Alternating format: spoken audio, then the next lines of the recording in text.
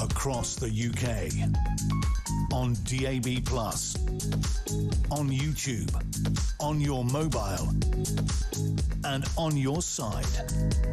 This is Talk.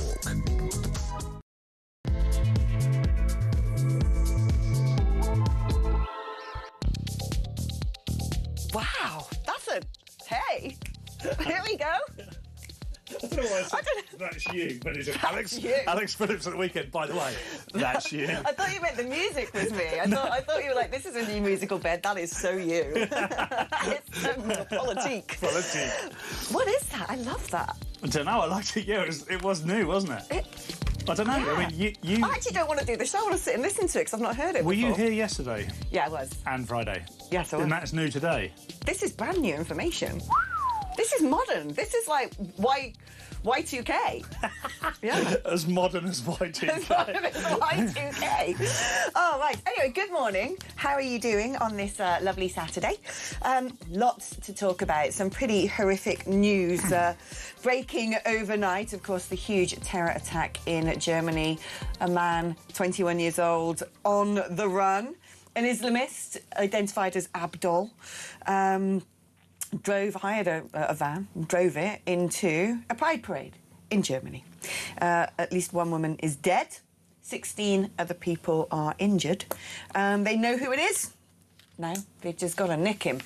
But it's not the first time, of course, that this has happened in Germany. 2016, Berlin Christmas market, and various other incidents ever since. Oh, Paul, I mean... I even heard a politician, and it's escaped me now. No, it's Chris Phillips, talking of shock. There's no shock. Unfortunately, there's no shock. There is dismay. There is something dangerously close to apathy, which is what we have to prevent. So we have to keep talking about this, and we have to keep saying who the perpetrators are, what their mission is, and who they're targeting. Because if we don't, we keep reporting this as if it's this big thing that happens once in a blue moon. It's not.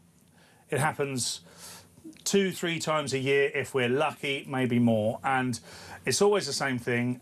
The targets are always the same people, and it's an attack on our way of life. So we just have to keep talking about it. We have to talk about it in a way which gets through to people. But this is the issue, isn't it? We had a story yesterday in the Telegraph where it emerges, and we knew it anyway, that Iran has been using the illegal boat crossings to flood our country with sleeper cells and terrorists and their operatives. Of course they are. If you're a terrorist and you wanted to get into the country, that is what you would do. It's also the main source of funding for terror organisations. They don't need to grow opium poppies in Afghanistan anymore because it turns out that people trafficking is worth far more money. And again and again, we're seeing terror attacks. We're seeing destabilising of society. We don't know who we've got in this country. Hundreds of thousands now. Lord knows who these men are. Being put into HMOs around, the country where there's no eyes on. No one's monitoring what they're doing. Who knows if they're, making rice in their kitchen. And we've got our brand new mayor of Great Britain. And... he hasn't said a word about immigration. No, not a word. And you just think this is so reckless. I did a rant yesterday saying there will be a big terror attack, and all the people who have enabled these floods of illegals to come into, and I was talking about Britain, there's blood on their hands. Well, there is in Germany. There is now blood on the hands of Angela Merkel, blood on the hands of the EU, blood on the hands of the NGOs who enable these boat crossings, blood on the hands of the immigration lawyers who campaign to make sure these people can stay in the country. And the public have never asked for any of this. We are being jeopardised. We are being taxed, and our pockets are being raided to fund these people. Yeah.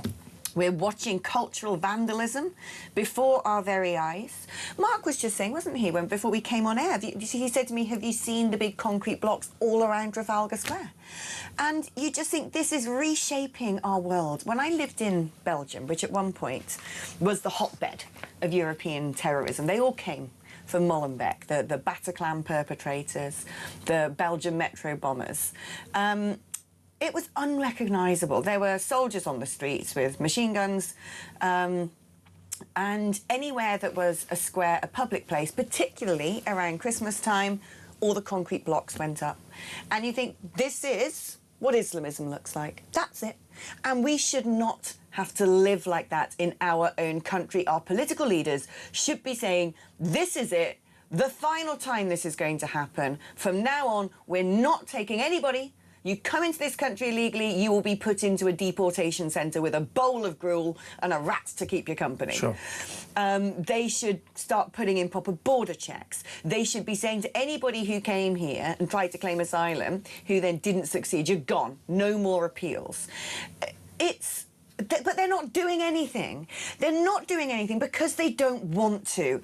And this whole bleating about international law, well, guess what? You are the leaders of countries. You get to change law.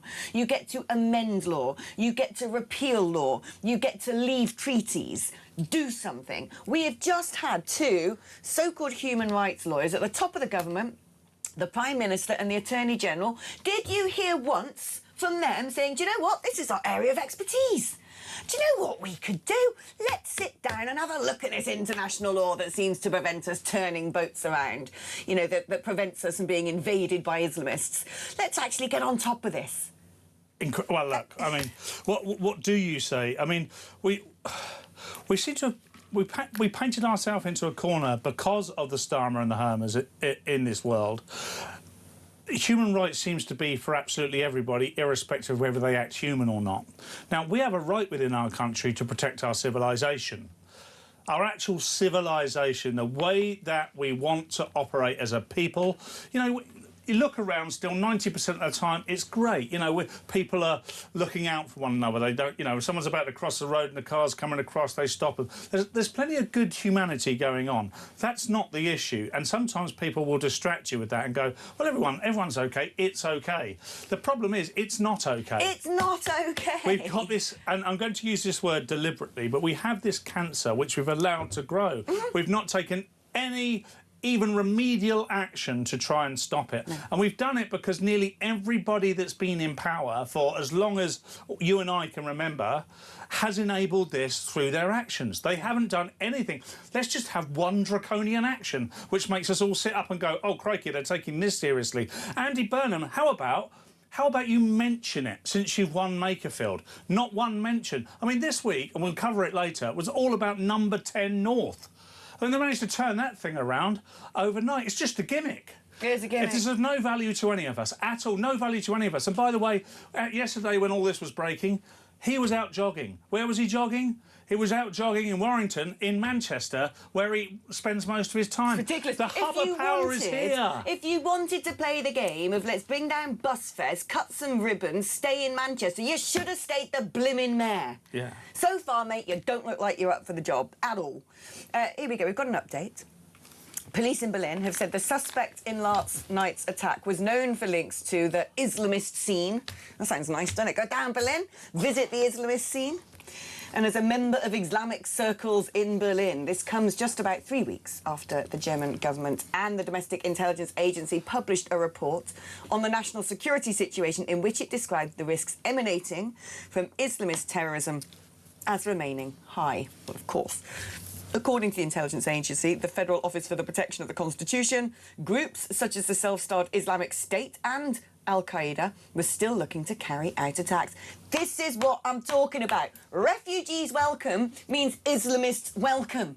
Did you not notice where they're coming from? Right? They weren't being sent down like manna from heaven, were they? They were coming from war zones where they make women dressed as ghosts, where they have medieval, violent, brutal attitudes, where they want to drag us all back into the 1st century AD.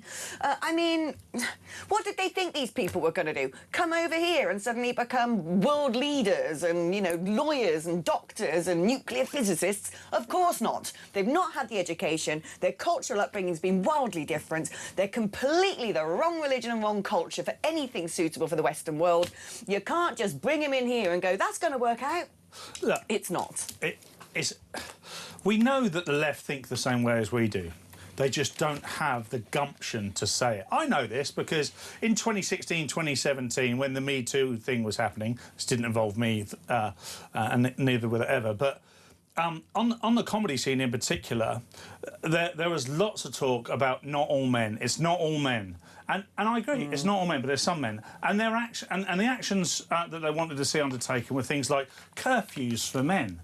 Men are not allowed out at 9 o'clock. So mad. This was coming from the left, right? So we know that they have the same thought pattern. They only apply it to things that matter to them politically.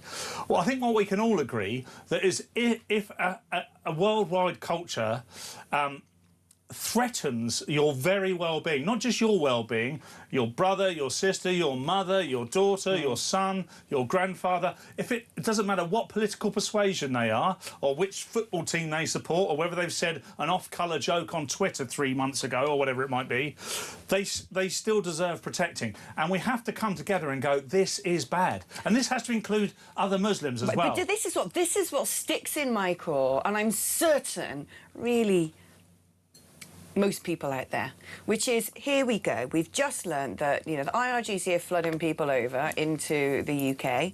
The horrific death of Anne Widdecombe. Oh, let's not talk about that anymore because the narrative is inconvenient for the political establishment. Now we've got this terror attack, and do you know what it's all about? Oh, the Muslims, we've got to keep them safe. There's an emergency Muslim security meeting. Oh, because, you know, Islamophobia is on the rise. Why do you think that is? Why do you think that is? Yeah. You know, if we suddenly just woken up and decided we're nasty people who just don't like anybody of a different faith, no. There is no irrational fear of Islam, by the way. I mean, there might be three people in the whole... A phobia is like seeing a little spider and going, oh, that's going to kill me. Yeah. Not a man wearing a bomb vest with a massive beard shouting Allahu Akbar, driving a car into the middle of a pedestrian area. That's normal to be afraid of that. You are absolutely allowed to be afraid of that, and it's a cognitive dissonance if you've been taught otherwise. Look, we have to get to grips with this, and we can't make it partisan politics.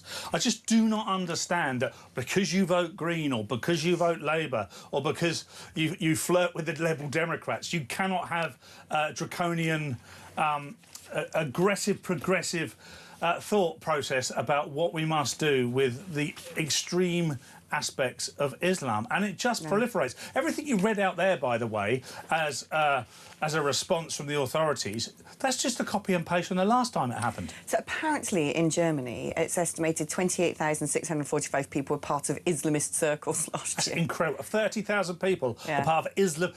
And 9,000 of them potentially violent. 9,000 violent Islamists in Germany. There was a fake right-wing terror group arrested and then let go. Oh, yeah, in Suffolk. During the as a distraction for Anne Widdecombe. That's my opinion. Well, I stand by it. However, that was 12 people. This is 30,000 people in Germany. 9,000 violent ones. 9,000 people in Germany, Islamists who want to slice people's heads off. There just isn't that. Those numbers just don't exist on the right. They don't exist. And guess what? If the police come after them in Germany, do you know what they would do? Oh, like these French murderers, they will probably get on a boat to Britain. Here we are, exclusive in The Sun. Police are now hunting migrants believed to have fled to Britain on a boat after stabbing a man to death on a French beach. The people getting in those boats, breaking into our country illegally, are more likely, I'm afraid to say, to be violent terrorists, people on the run from the law for whatever reason, opportunists coming over here to try and have their evil way with our daughters. You know, these aren't poor little beatified, oh, little Mohammed, he needs our help, he's had such a hard time. Even if it's the case that he's had a hard time back home, he's probably got psychological scars. He doesn't belong here anyway. I'm sorry, we're not here to take in every waif and stray and poor soul who decides they want to come over to Britain, get a free hotel room, a mobile phone, and then go on a stabbing spree, for crying out loud. Yeah, by the way, if you're a Guardian reporter and you're listening to this now, all aghast and fainted on the floor, this has got nothing to do with the colour of their skin, by the way. They could all be purple. Right. What we're talking about here is a culture of extreme Islam. That does come in all different flavours, by the way. There's even ginger ones. We've seen them. But the converts are always ginger. They are always. Every convert I know is ginger. Actually, physically, ginger. Have you thought about it? I have thought about it. I have thought. You've got a secret ginger beard. I see it. We all know what's going on. Thing out and we know what's going to happen. Yeah, I have got quite the ginger beard, but I've no leanings that way. But we look.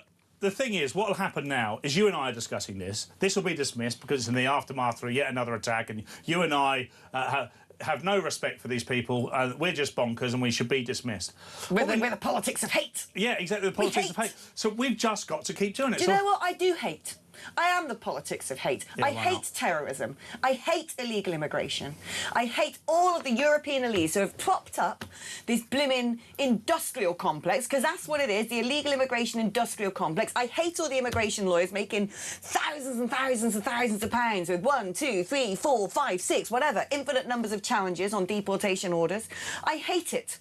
I do hate it. And I hate anybody who continues to enable this because they want to get, you know, the sort of admiring looks from their leftist friends at their dinner parties in Islington. I hate them. So, yes, 'tis the politics of hate as it happens. We're going to take a short break. I'm going to do some messages before the break to whet your appetite to then send me some more. Amanda says, good morning. Andy Burnham's self-regard is extreme. He'll probably call an election, but beware the silent majority. We will be discussing all of that later. Blimey, Alex, you're glowing like a 3-bar electric heater. Cool. Your beauty, why thank you, is only dwarfed by your intelligence and your eloquent vocalisation. Love your show, says Reg from Southampton. Oh, thanks, Reg, that's very charming. Morning, Alex. Regarding Berlin, how long will it be before we get the usual? And I thought the suspect had mental health issues. Yeah. Until the West confront the problem of Islamism staring them in the face, they will continue their downfall, says Taff in Dover. Islamism is a mental health disorder. I'm sorry, it is. These people are brainwashed from birth to think like nutjobs and psychopaths. And the average person doesn't sit there on a Friday and go, do you know what I fancy doing? Fancy plowing a car into a load of people. I might drive 300 miles with a baseball bat and smash the skull in of some poor woman living by herself. Normal people don't do that. But it isn't an excuse. There are all sorts of weirdos out there going down wormholes on the internet where they're being radicalised by the far left or a radical imam. And guess what? Bam, all of a sudden, someone's going to snap and go and, you know, start an atrocity. But saying, oh, well, you know, poor thing, they've got mental health issues. Of course they do. Of course they do. It isn't an excuse.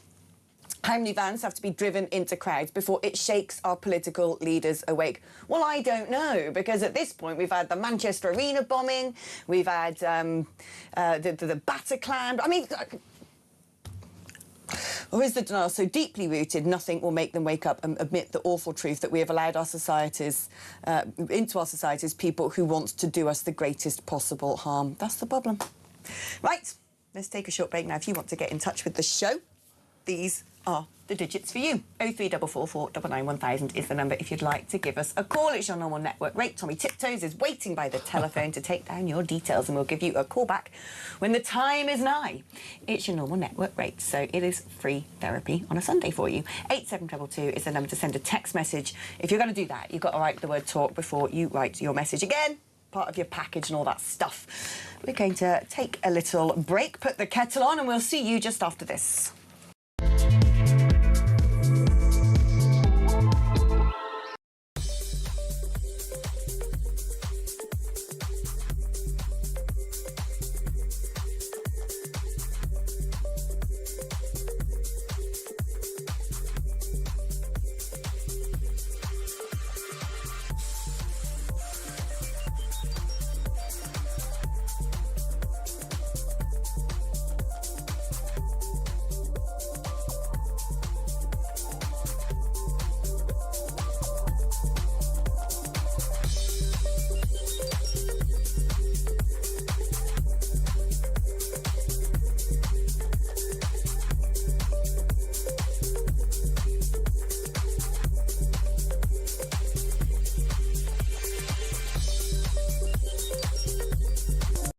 To be here with you all in the heart of Manchester this Friday morning at the end of, you know, a fairly big week is just everything to me. If I have to watch one more saccharine video of him pulling a pint or talking about his favourite bar snacks with John Healey, whatever mawkish, minimalising, utterly moronic, stupid bit of social media tidbit they're trying to throw to us, you know, the sugar to help the Marxist medicine go down.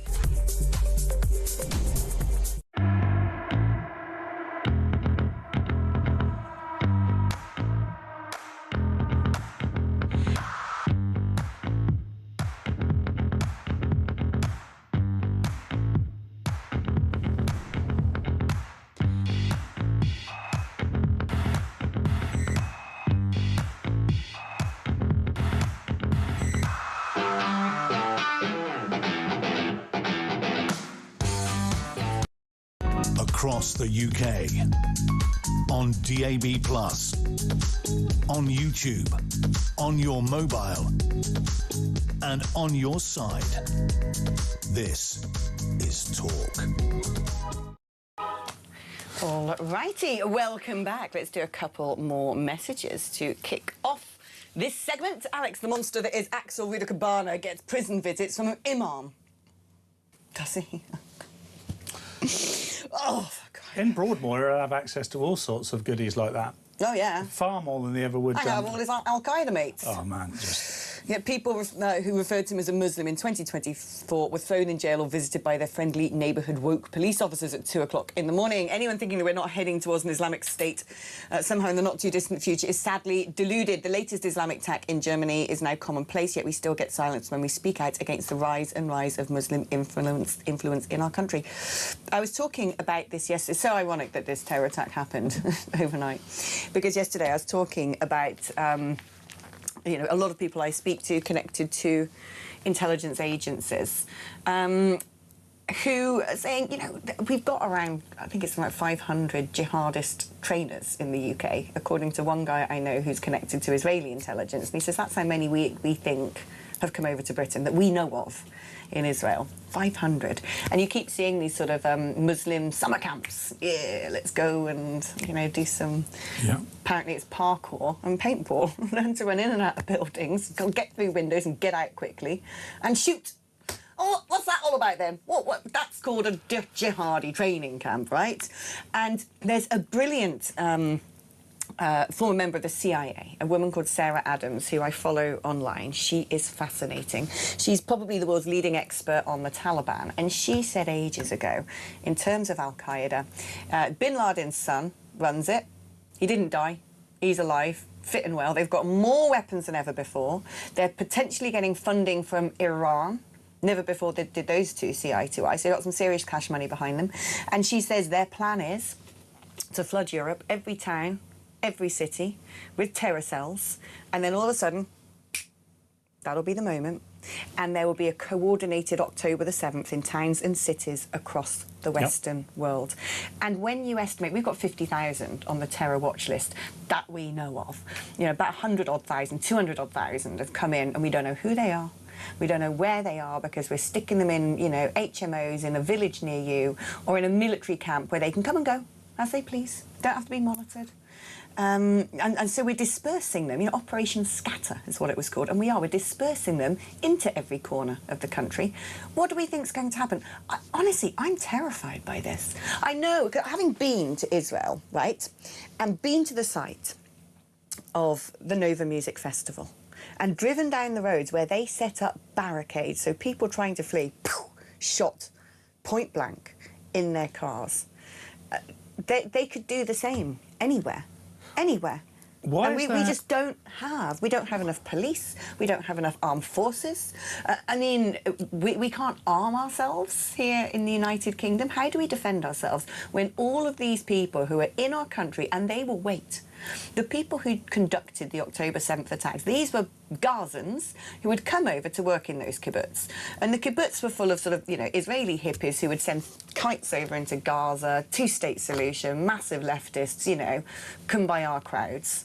Not, you know, some sort of hard-line, you know, Ben Gvir-loving, you know, ethno-nat. And Gazans were coming over to work, and they worked in their nurseries or as gardeners, and they knew all the families, and, you know, people had known these people for years and years and years, part of the community. And all the while, they were taking down notes, blueprints, taking them back to Gaza, planning to kill the very people whose kids they were bringing up. You can't trust them. They use taqiyya to hide their true intentions. They lie in wait. They don't need to be doing things every single day. They just have to wait for the moment that they catch us by surprise and they launch the massive attack. And it is coming. It is coming. That is terrifying. I mean, you know, I said to my parents, I got fields on the other side of my house. I live, I think, significantly far out of town. To hopefully be somewhere that wouldn't be immediately affected. And I'm not joking, my parents live in Gloucester, right, which has a big Muslim community. Richard Reed, the shoe bomber, came from Gloucester. Right. And I've said to them, if, you know, the first sign of anything going on, know the country roads, get out, come to me. I've got a cellar. This sounds mad, doesn't it?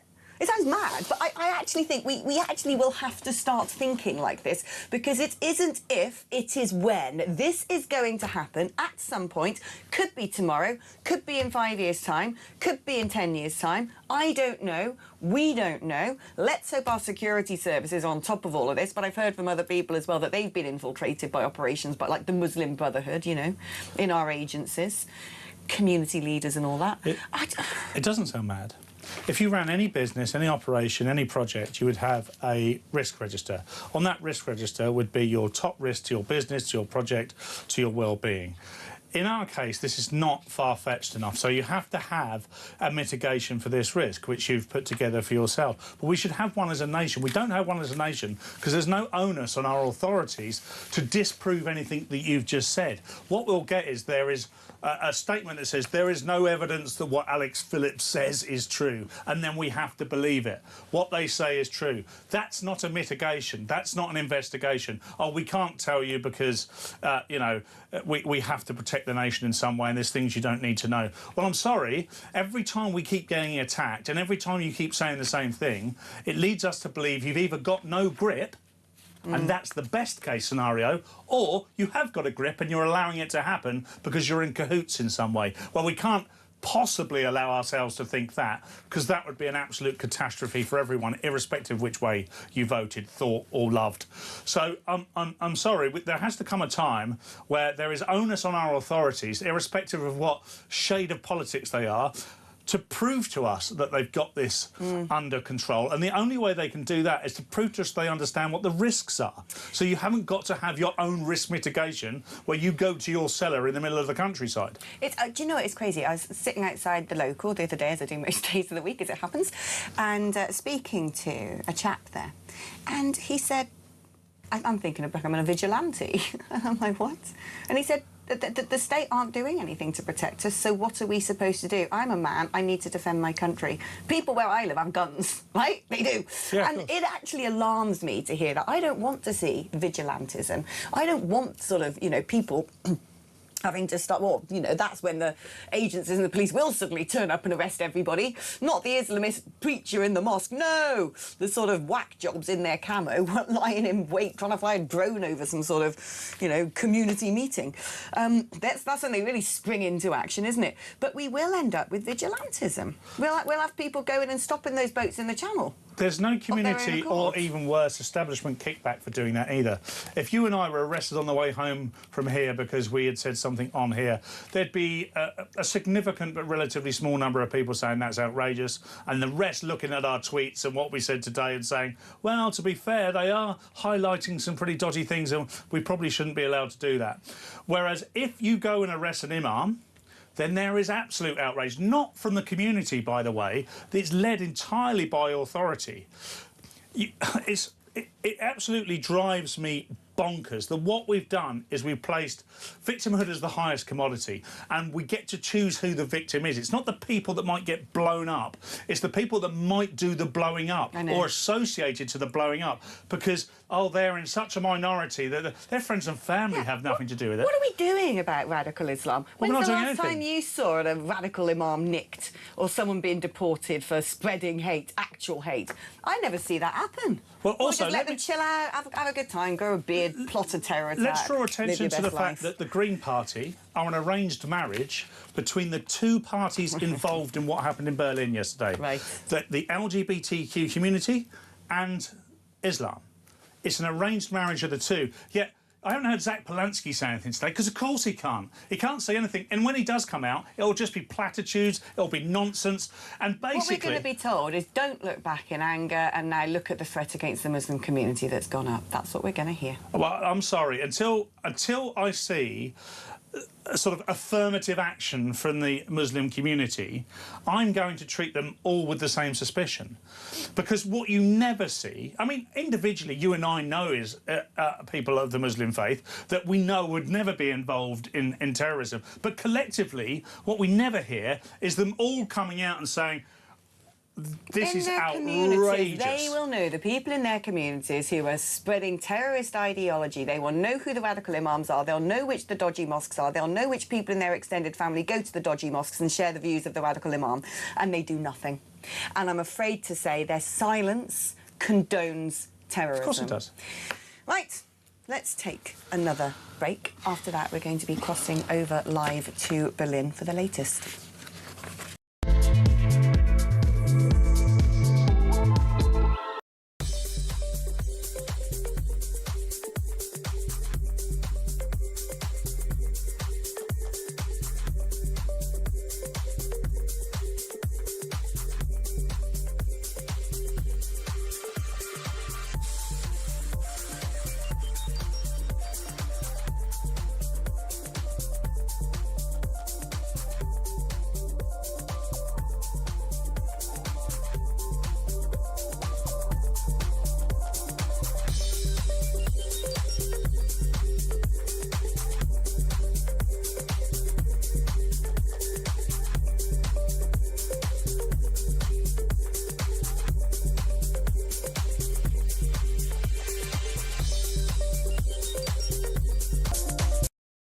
Across the UK, on DAB+, on YouTube, on your mobile, and on your side.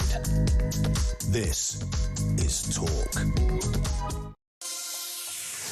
Hello and welcome back. Of course, we're leading on the big news coming out of Berlin overnight, that there has been yet another terror attack. Tragically, for a country that is still trying to get its head around the last, and the one before that, and the one before that. Well, let's speak now to James Jackson, who is in Germany. James, first of all, what is the latest in Berlin? What do we know so far? More information is coming out by the minute, effectively, on the attack yesterday. So the suspect was Abdul B, who is a German citizen with Lebanese roots, 21 years old. I think some really interesting information that's come out is that this was someone who was actually held by authorities.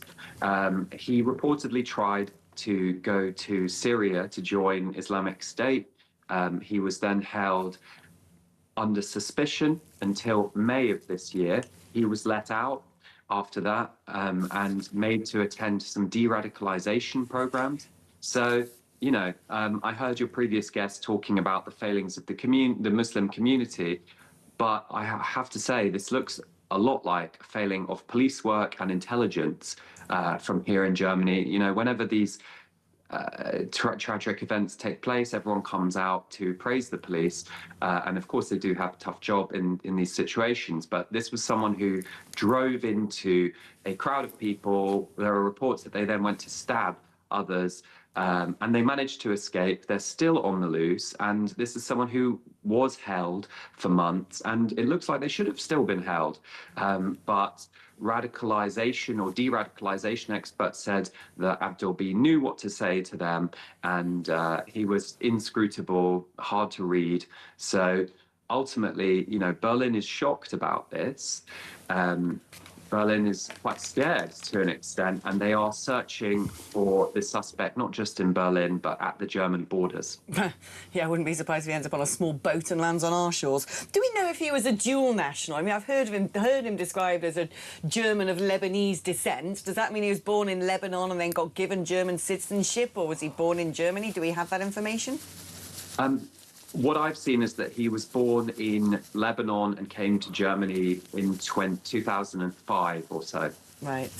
Now, he's a 21-year-old, isn't he? I'm just trying to do the math. Oh, so he'd have been very young when he came over. He would have been a baby.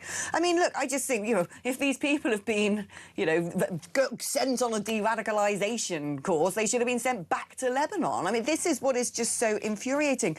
And this is the latest in essentially what is now becoming quite a long line of repeated attacks in Germany, isn't it? Absolutely. I've almost lost track of the amount of times that I have reported on these car attacks. It tends to be the method rather than the motive which is repeating itself, because, you know, the first high-profile case was in Berlin 2016, a Christmas market attack where an Islamic extremist drove a lorry into the Kaiser Wilhelm Christmas market. But since then, another high-profile one was in Magdeburg, and this one is a little bit more confusing because the person was an asylum seeker from Saudi Arabia, but they were actually an anti-Muslim asylum seeker, so Taleb Abdul Mosul. So they were quite radically anti-Islam. But then, of course, people say they attacked a Christmas market, which is hardly a Muslim place, but they had supported the AfD. And then last year, I believe, Leipzig, someone drove into a crowd, but there wasn't really a political motivation there. They were just been released from psychiatric help the day before. So, as much as we should question the motives and the politics behind it, I also would question sometimes the response of institutions. If you see someone is has violent tendencies and is going through psychosis or something like that, why do you let them out? Similarly, if you see someone has been arrested for planning a terrorist attack and trying to join IS, why are they out on the streets 6-7 months later?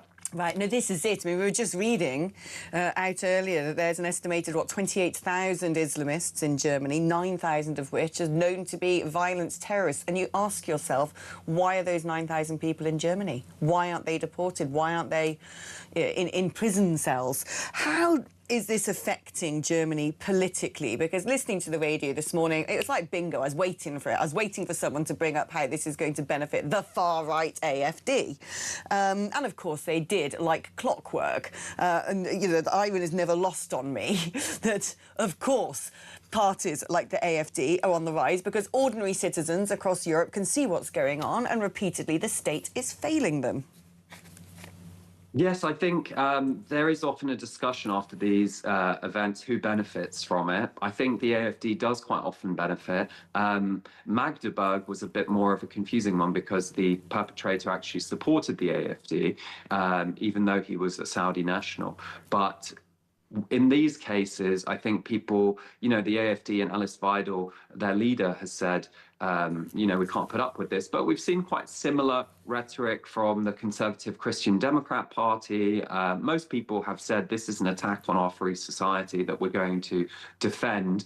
I think also, governing parties do sometimes benefit from that. That's the Conservatives in both Berlin, the Christian Democrats in Berlin and in Germany federally. So, of course, people rally around the flag to an extent, but the AfD they're at the top of the polls in Germany, 28%. And even in Berlin, actually, there has been a recent poll where they were the #1 party. There's a lot of parties clustered around the kind of 18% mark in the polls. There's an upcoming election in Berlin in September. So, of course, there are also people asking, is this potentially linked? The timing of this attack, is that linked? We don't know that. It is purely speculation. But I will say there were a spate of attacks in Germany, including Magdeburg, but also Aschaffenburg and a number of others before the last federal election. And that's where the AfD came second, but they are now polling first place. And when they came second, that was a shock. So if they come first in a future election, that's going to cause some serious soul searching in Germany, which has made so much of its identity after the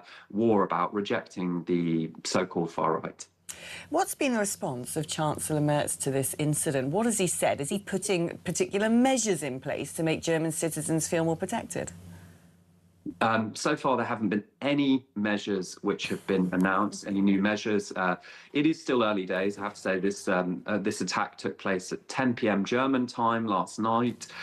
Friedrich Merz, the Chancellor, has put out a statement saying, this is an attack on our values. We're going to defend our values and defend our freedom, our free, open society. Quite common rhetoric in Germany. Especially at an event like Pride. Germany is quite a sexually liberal society in that sense. We have a number of senior politicians who are themselves gay, including actually Alice Weidel from the AfD, the co-leader, who's lesbian, and Jens Spahn, he was Merz's right-hand man, effectively in the party, leader of the Christian Democrat parliamentary group, who recently resigned. But you know, I think gay rights is very much an issue where German conservatives are quite supportive, including, you know, those further on the right, some of those further on the right in the AfD. So this is going to be causing some soul searching in Germany. I think we shouldn't lose focus on the institutional failures that led to this attack, because really, if you've got someone who's tried to join IS, who's said, you know, is held on suspicion of wanting to plan a terrorist attack, and then later on they do after attending a few de-radicalization programs. I mean, I have to say, he attended 2, and the 3rd one was due to be on Monday. So clearly these programs aren't working if you can be trained in what to say, in saying, listen, yeah, I'm not planning anything. It's quite hard to do, obviously, this sort of anti-terror intelligence-led police work. But German police and intelligence have also dropped the ball on a number of occasions regarding this. You know, I am a news reporter out here. Frequently, there are terror arrests for people planning, and almost always it says it came from someone with. The tip came from a foreign a foreign intelligence agency. So whether that's about competence or about powers, of course, the intelligence services would say they simply don't have enough powers, and they are very highly regulated here. Just to give you one example that I think is absolutely ridiculous, the Berlin police have issued a statement, including a picture on their website of the suspect, Abdul B, 21-year-old German with Lebanese roots, who has the kind of Islamic neckbeard, you could say Islamist neckbeard. But they couldn't post that picture on Twitter, they said, because of data protection regulations. They can post a link. It's absolutely absurd. I hate to say it, crying out loud. It's just it is absurd. It makes a mockery of everything. Oh, goodness. James, look, thank you ever so much for spending part of your morning updating us on the situation. That was James Jackson, live from Germany. I can't, Paul. this idea that you can get someone who from a childhood has been brainwashed into an ideology, and you're going to sit down, have a few little chats with them, and you're going to, like, I don't know, make them normal. Sounds like Scientology. There's a lot, isn't it? I mean, great of James to join us and very informative. I made so many notes while he was talking. The fact that James obviously retold the story of the narrative of Islamist attacks in Germany. And he reported what's been reported by the authorities, which is that nearly every one of those has got a different motive. One of them even anti-Muslim. I don't believe this. I don't believe this whatsoever. They haven't all got different motives. They've all got the same motives. They're all targeting the same thing. Everyone who's watched at least 3 true crime documentaries knows there's a common theme running through this, and they are all, whether they say they're not or not, energised by exactly the same hatred, and that's towards the West, our way of life, and their ultimate goal, by the way, is to take over, as you said. What we don't know is what the ultimate goal of the left is. We keep talking about progressivism on the left. What are they progressing towards? No one's ever told us. Every time we get a new leader and it fails, we'll get a new leader again. They just keep talking about the same thing. It's all woke. They don't tell us what we're progressing towards. And they've married up with these people. Well, our new government, the Burnham government, our new mayor, they seem to be back on the campaign of trying to get that vote back, don't they? Of course they are, because they say because that community's growing, isn't it? If you just look at this purely, I know it's absolutely sick. If you look at this from a business perspective, and you're trying to get as many customers as possible, well, you look at the markets and you say, well, that Muslim market's massive. Also, where's that Mutti Merkel gone, huh? She should be dragged in front of a blimmin' trial because there's blood on that woman's hands. They venerated her. They celebrated her. Oh, isn't it wonderful? Isn't she great? No, she's a monster who has basically single-handedly destroyed Europe and is responsible for lives being lost at the hands of terrorists who she said, come one, come all, refugees welcome. We had those mad long crowds of people, the mass exodus out of the Middle East, all heading over here, still happening now. She lit the blue touch paper, she green-lit it, she said, come one, come all. Oh, they clapped, didn't they? Oh, they loved it. Oh, isn't she so kind? They stood up there at the train stations with their little posters like this, feeling like they were doing the world some good. Now look what's going on. That woman needs to be in the dock. She needs to be in the dock. There are so many of that, because this is exactly what would happen from the other side of politics. It's not unfair to say that if this was the other way around, there would be massive outrage, but there, as there is now, by the way, but there would be action. There is no action. Angela Merkel, as you said, opened it up. Everybody from the EU went, this is absolutely fantastic, this is what we need to do. Anybody with half a brain cell could have told you at the time what was going to happen. I remember Nigel Farage put up that poster, didn't he, during the Brexit referendum? Of the outrage. The outrage. It was a photograph of everybody leaving the Middle East to come and invade Europe. It was a photograph, right? And it just said, this is what is going on. And it was, oh, you racist, you monster. For years afterwards, I had, you know, journalists saying, you know, when I became an MEP, they'd be, are you going to distance yourself from that poster? Grow up! Distance myself from a photograph of reality? No, I'm not. I'm going to point at that poster and go, this is exactly what we're talking about. This is going to be a major problem. Our daughters are going to be sexually attacked. Our societies aren't going to be safe. There's going to have to be concrete blocks all around our monuments because of that. Yeah, peace and they all took offence at a picture. It's pathetic. Well, one thing I will say from our side of the argument is we do have to do better in winning over the disengaged and what I call the normies. Not disrespectfully, those that are, you know, that are only ever touch politics when they wonder why their bins haven't been collected. These people have got lives to get on with. I totally get it. You and I are immersed in it. However, those people are much more likely to vote against the sort of thing we're warning against, because they just, it's much easier. It's human nature to go, oh, that guy seems nice. They don't seem like they're going to harm us. Nigel Farage seems bad.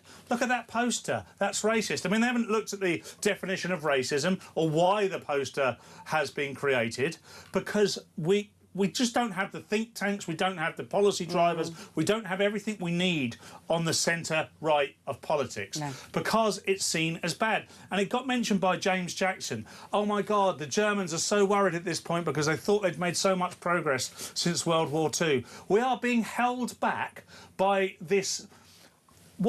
there's still the fear and the shadow of the Nazis. Like, anybody who's to the left of Corbyn or Polanski, sorry, to the right of Corbyn or Polanski, is in some way associated to the Nazis. And then when they go, and then when they talk to us and they go, oh, you're a Nazi, it sticks. I know. That we have to accept that the Nazis weren't the right, they were part of the right. They were also part of democratic socialism, which came from socialism and communism. They were the left. The Z is the bit that stands for socialism. And isn't it funny? Hitler quite liked a bit of Islam, didn't he?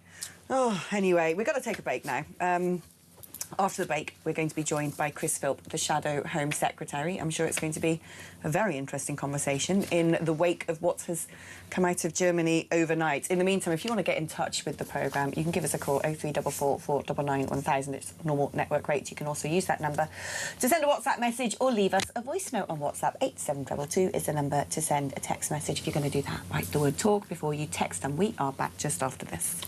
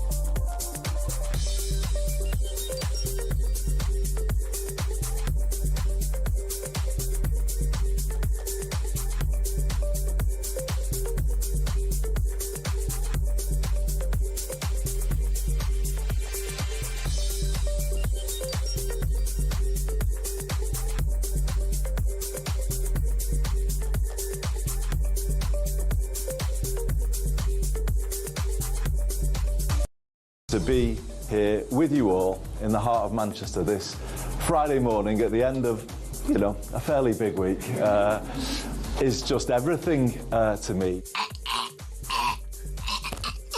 If I have to watch one more saccharine video of him pulling a pint or talking about his favourite bar snacks with John Healy. Whatever mawkish, minimalising, utterly moronic, stupid bit of social media tidbit they're trying to throw to us. You know, the sugar to help the Marxist medicine go down.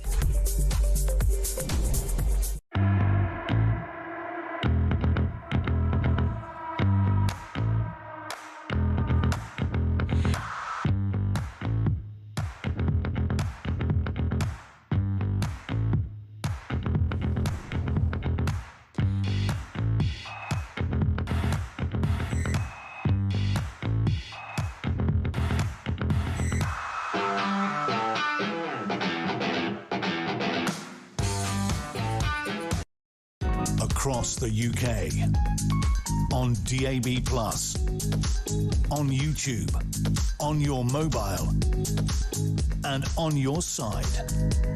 This is Talk.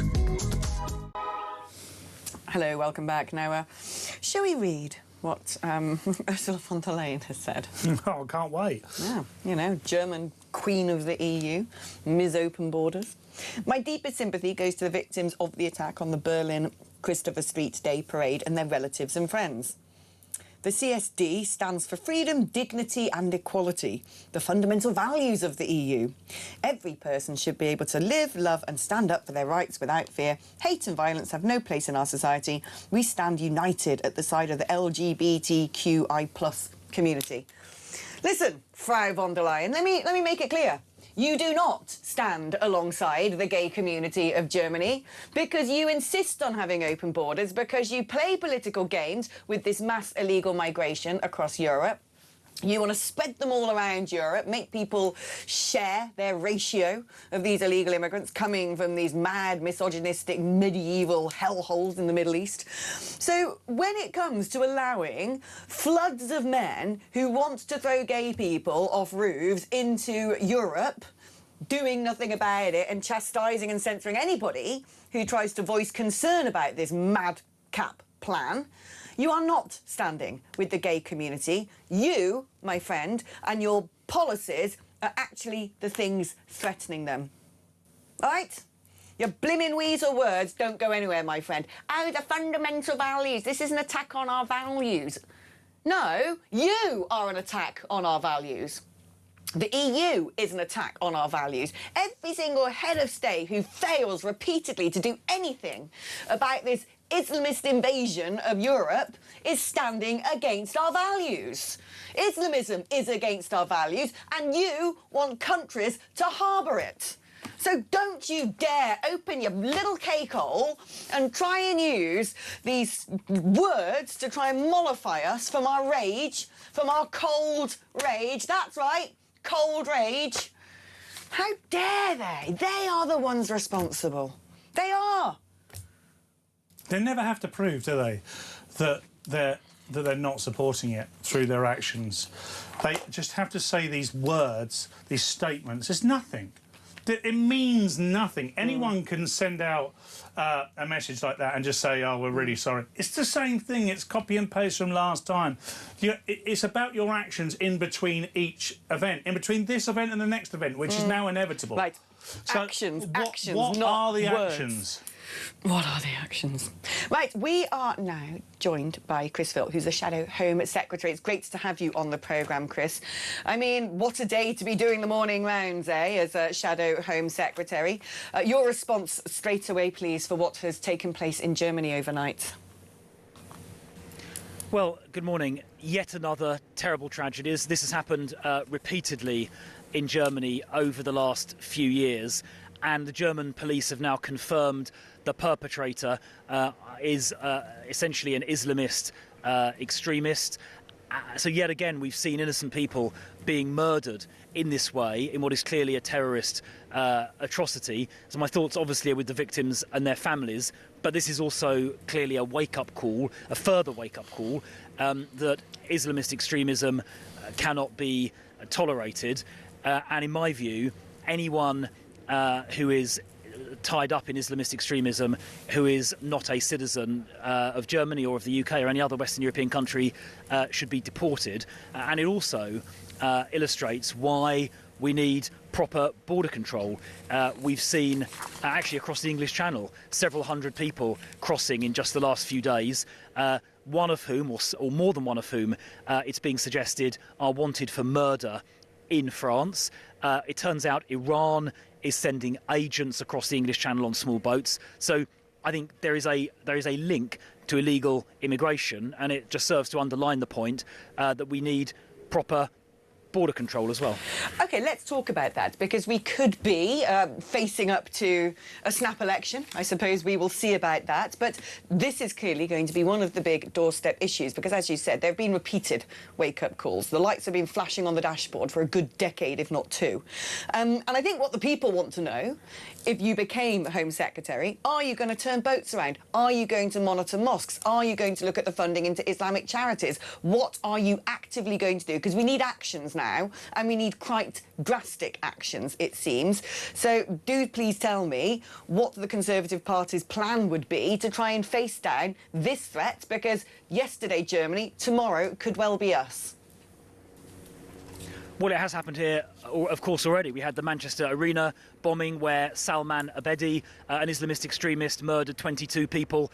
I was in Golders Green just a few weeks ago where 2 men were stabbed by an extremist as well. So, and there have been many other examples. So I'm afraid it is happening in the UK already. 94% of terrorist murders in the last 25 years, 94% have been committed by Islamist extremists. So I'm afraid the problem is here already as well. So to answer your questions, the first thing is we would come out of the ECHR, the European Convention on Human Rights, because that prevents us from properly protecting our borders and deporting foreign criminals, because the ECHR has now been twisted out of all recognition, so foreign criminals and illegal immigrants get given all the rights, and the ability of the government to protect the British public and to protect our borders has been relegated by the way the courts have interpreted the ECHR. So the ECHR has to go straight away. That would enable us to deport all illegal immigrants who cross the Channel within a week of arrival, with no court proceedings, no modern slavery claim, no asylum claim, no court hearing, no immigration lawyers, no legal aid, no nothing. Just deport them within a week, either to their country of origin, wherever that may be, or to a safe third country, if that's the only option available. And when Australia did exactly that about 13 years ago, within a matter of a few months, the crossing stopped completely. That's point number one. Point number two, every single foreign criminal needs to be deported. At the moment, not all foreign criminals are deported. They should be. They're not deported because they make human rights claims. They say, oh, I've got a right to a family life because, you know, I've got a child I've never seen, or, I mean, it becomes ridiculous. There was one case where a man, a paedophile, convicted paedophile, was not deported back to Zimbabwe because he would face hostility in Zimbabwe as a paedophile, and that would apparently breach his human rights, Article 3. That is ridiculous. What about the human rights of children here to be protected? So all foreign criminals need to be deported, and then anyone in this country, whether they're here legally or illegally,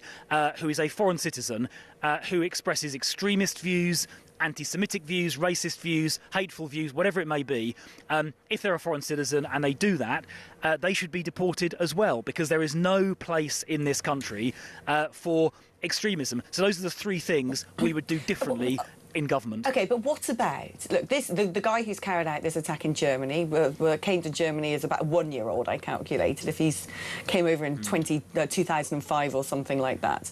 I don't know. But we know that we have Islamists in this country, and many of whom were born here. Many Islamists in the United Kingdom will have been born and raised in the United Kingdom. What are you going to do about them? How are you going to monitor them?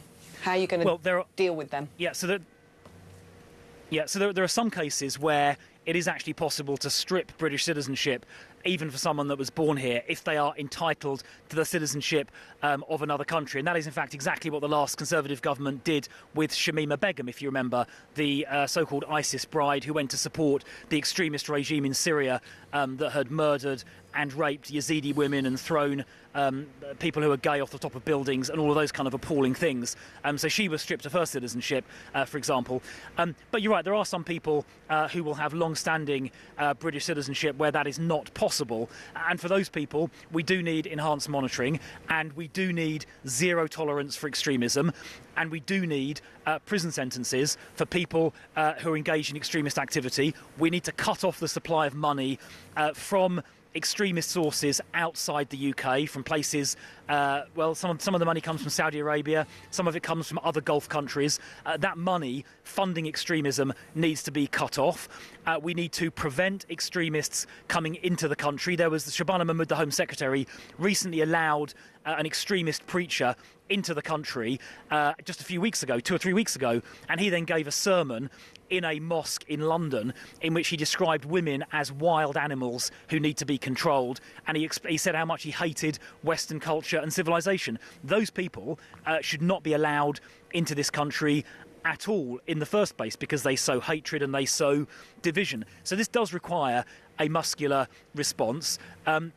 Because it is a serious problem, and as I say, you know, those 22 people murdered in the Manchester arena. There was a Jewish gentleman murdered in a synagogue in Manchester just less than a year ago. The men stabbed in Golders Green.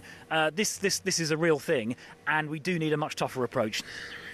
Chris, Phil, thank you ever so much for joining us today. OK, we are going to be taking a rather late break, but it was an important conversation to be having with the Shadow Home Secretary in the wake of yet another horrific terror attack in Germany. We're back after this.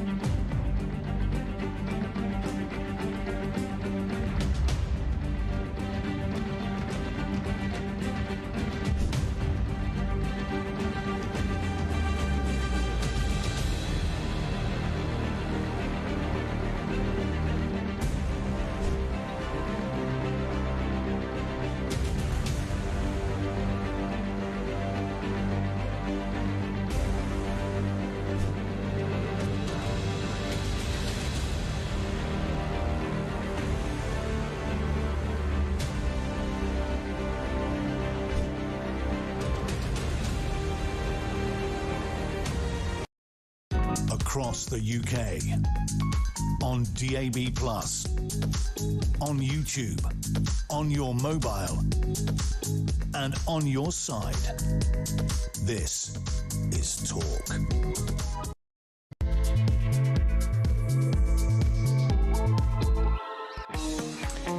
Hello, welcome back to the show. Another day, another terror attack somewhere in the EU, in Europe, this time again.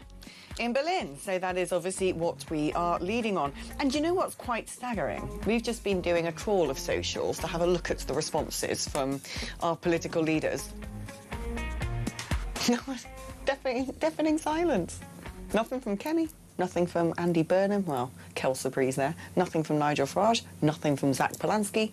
Nothing from Emmanuel Macron. Looks like the cat's finally got their tongue. And for most of those people, it's because what can they say at this point? What can they say?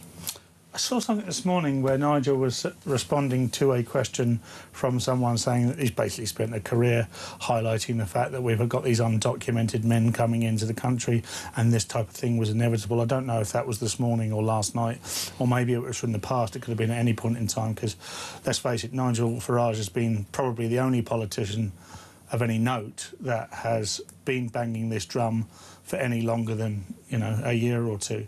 We find ourselves in a position now where the biggest threat to our country, without any shadow of a doubt, hasn't been mentioned by the Prime Minister since he swept to power in a coronation because he won the Makerfield constituency back at the end of May, beginning of June. He's now Prime Minister. He's managed to successfully set up a number 10 in the north, which is of no consequence to anybody, even those in the north. So nothing's being dealt with. It's so simple. Do you know what is really? I don't even know what the word is anymore. Not often I'm lost for words. But that stupid, moronic, narcissistic, posing little pipsqueak of a boneheaded mayor of Britain. We've got all these crises unfolding, and he's just frolicking about, making little videos for TikTok like a 14-year-old girl. And I hate the way that we have become so infantilised in this country. So infantilised that everything is so puerile, like we're a load of 5-year-olds, all sitting there with some little clown going, be nice, be kind, it's the right thing to do, politics of hate, Andy for us, Andy. We're not 4 years old. We're blimmin' adults. We want to hear, Mr. Prime Minister, what you have to say in response to this attack, what you're going to do to put measures in place so we're safe in our country. We need to know. And I don't want to hear we're standing up for, you know, free love and the values of the EU, all that absolute words I can't say because of Ofcom. We are fed up with hearing these saccharine, vacuous nothings which are supposed to placate us, because basically they're just gags, aren't they? It's putting duct tape over the mouth of the individual voter by going, be kind, do the right thing, stop it. I am absolutely fed up with this playtime. He looks like an imbecile. He's running around like he's a kindergarten teacher. Mate, there's terror attacks. You know, we heard there's going to be blackouts because of net zero. We got Russia sniffing around, doing live artillery fire 45 minutes off our coastline. And what are you doing? Pulling a pint, taking a video of it, putting it on social media? Grow up. Grow up. I cannot handle this anymore. I cannot handle how puerile politics has become, and the fact we're all supposed to sit there like we're in year one, get out our crayons, let's make a collage to distract us. It's utterly insane. Rome is burning, and we've got a load of grown men making funny little videos for social media.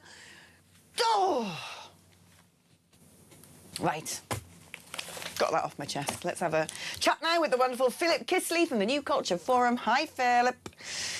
Hi, Alex. How are you? Well, I'm all right. I'm another day, another terror attack. It's just, you know, it's like living in the blimmin' Twilight Zone.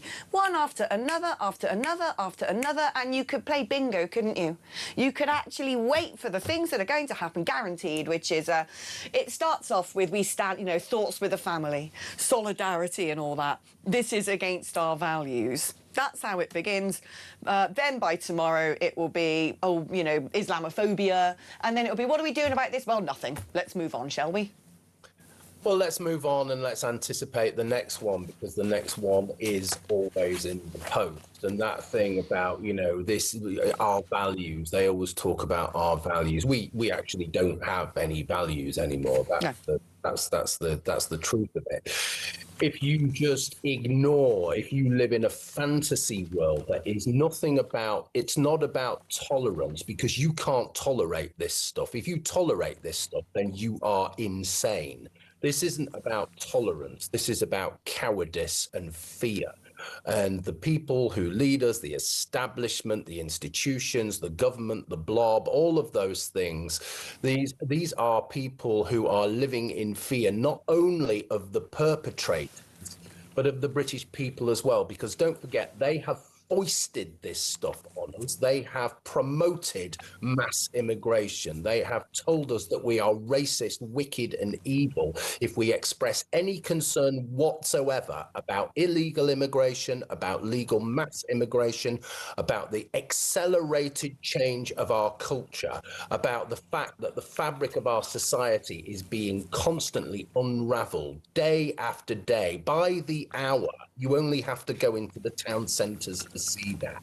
And now we are constantly, and it isn't just this country, this is the problem, it's the whole of Europe. I'm sure the German establishment is reacting in exactly the same way, you know, tumbleweed, or let's all hold hands and just sigh about it. It's nonsense. It's got to stop. My fear is it won't stop, because they will not stop this fantasy that they impose on us, and it's up to us to just say, look, we are not going to deal with it anymore. But that opens up a whole load of questions about where we go from now. Whole lot of questions as well about where the Prime Minister's going to go. He seems to be doing the odd interview here and there, popped up on Laura Kuenssberg. I just get from him a load of nothing, quite frankly. Silly little tidbit policies, silly little statements that amount to absolute zero. You know, oh, we're going to cut VAT on electricity. Great, that saves us all about £1 a year or something. Hurrah, Andy for us. He just doesn't seem to... what is he? Like, what is he? He just seems to be overwhelmed with the absolute joy and celebrity of it all. And it feels like I'm not in it feels like some kind of postmodern nonsense. It feels like the Truman Show. It feels like I'm watching some little person who's performing all his fantasies and everything he wants to be. And it doesn't feel like it's real, because it has no connection with what's going on in the country. He's doing this from Warrington, for God's sake. You know, where the seat of government should be in London. He should be with his cabinet now, thinking about what we do with all of this. We had a mega dinghy, didn't we, come in with, 130 odd people, was it yesterday or the day before? You know, and we've had there were murders in France. These gangsters now who are jostling for supremacy over who can traffic people here, there, and everywhere. The illegals who come into the country via these dinghies, only about 7% of them get deported. So essentially, we're stuck with them, Alex. We're stuck. Murderers, rapists, thieves, God knows what. From these brutal, barbaric, medieval honour cultures that are completely incompatible with our own. How many times have we said this? You and I, how many times have we said this? After atrocity, after another story of mass immigration, after a rape, after violence, how many times do we have to keep on saying it before? It's not even a question of them doing anything about it. It's a question of them acknowledging that it's happening. We don't want to, you know, sit there and say, well, don't look back in anger and one love and sigh. It's not enough. It doesn't meet the situation. We need to do something. We are in a national emergency. I've said this before. Mass immigration and Islamism, it constitutes a national emergency, and we have to look very honestly at what Islamism is. It's the political manifestation of Islam. We have a problem with Islam, and we need to think about how that religion is practiced in this country and what that means, what extremism means, and how we deal with extremism. Because, as I say, we're not even acknowledging that it exists at the moment, and it is the clear present danger to this society. It's the one thing we really need to think about. That is it. Totally agree. And I don't know. We're just going to have this conversation again and again, aren't we, Philip? Because that's what we do. Oh, well, keeps us sane, keeps people out there sane to some degree. They know they're not going mad. Philip, thank you ever so much. What should we do, huh? Because I've thought about this. I remember once going on Politics Live, and it was this sort of conversation, and I was quite clear on what I would do, which I think is very pragmatic and you were treated perfectly with normal. absolute respect, and all your views were welcomed as well, weren't they? Oh, yeah, they loved it. But I said I'd ban that burqa because, you know, I would actually ban non-stun slaughter. Sorry. That's our values. That's standing up for our values. I would ban Islamic faith schools. None. In fact, the only faith schools I would allow be Church of England and Catholic. And many of those schools actually allow people of other faiths to go to them. I would monitor every single mosque. Every single one of them would have to have 24-hour surveillance to know what was going on there. Any sort of chat that's anti-Western, Imam arrested. If these are dual national, deported. I wouldn't allow little girls to wear hijabs in school. Ban that. Basically, I'd say you want to be a Muslim, fine. Privately go and be a Muslim, but don't expect to impose your culture and your faith on this one. Do you know there are 40 state-funded Muslim schools in this country now, exponentially gone up since the first one opened in 1997. There are also 180 privately funded Muslim schools in this country. I've been doing a little bit of investigative journalism for a video I'm trying to make for my YouTube channel. And they're basically, they're not happy with the teachings of the West within, you know, public schools in the UK, namely LGBTQ+, and the sex lives of adults that don't follow the Islam faith. And by the way, that's just the Green Party. Again, I've got to keep saying it. This is not facetious. This is the arranged marriage between these two strange groups. I'm not saying each group is strange, although that's open to debate, but to marry them together is incredibly strange.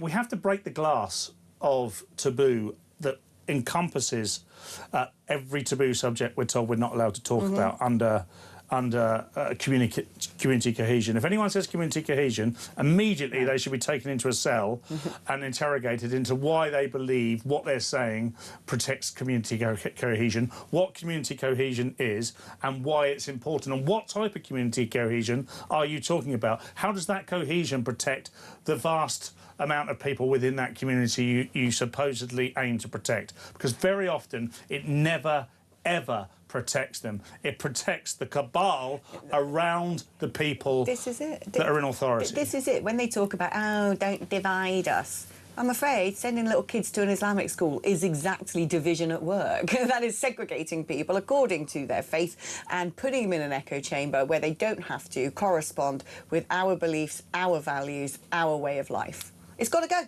It's got to go. Same with, you know, if we're an animal of welfare, you know, animal welfare. If we're a nation of animal lovers and high standards of welfare and husbandry, you can't have just one faith, you know, making an animal bleed to death and suffer. No, you can't have that. Ban it.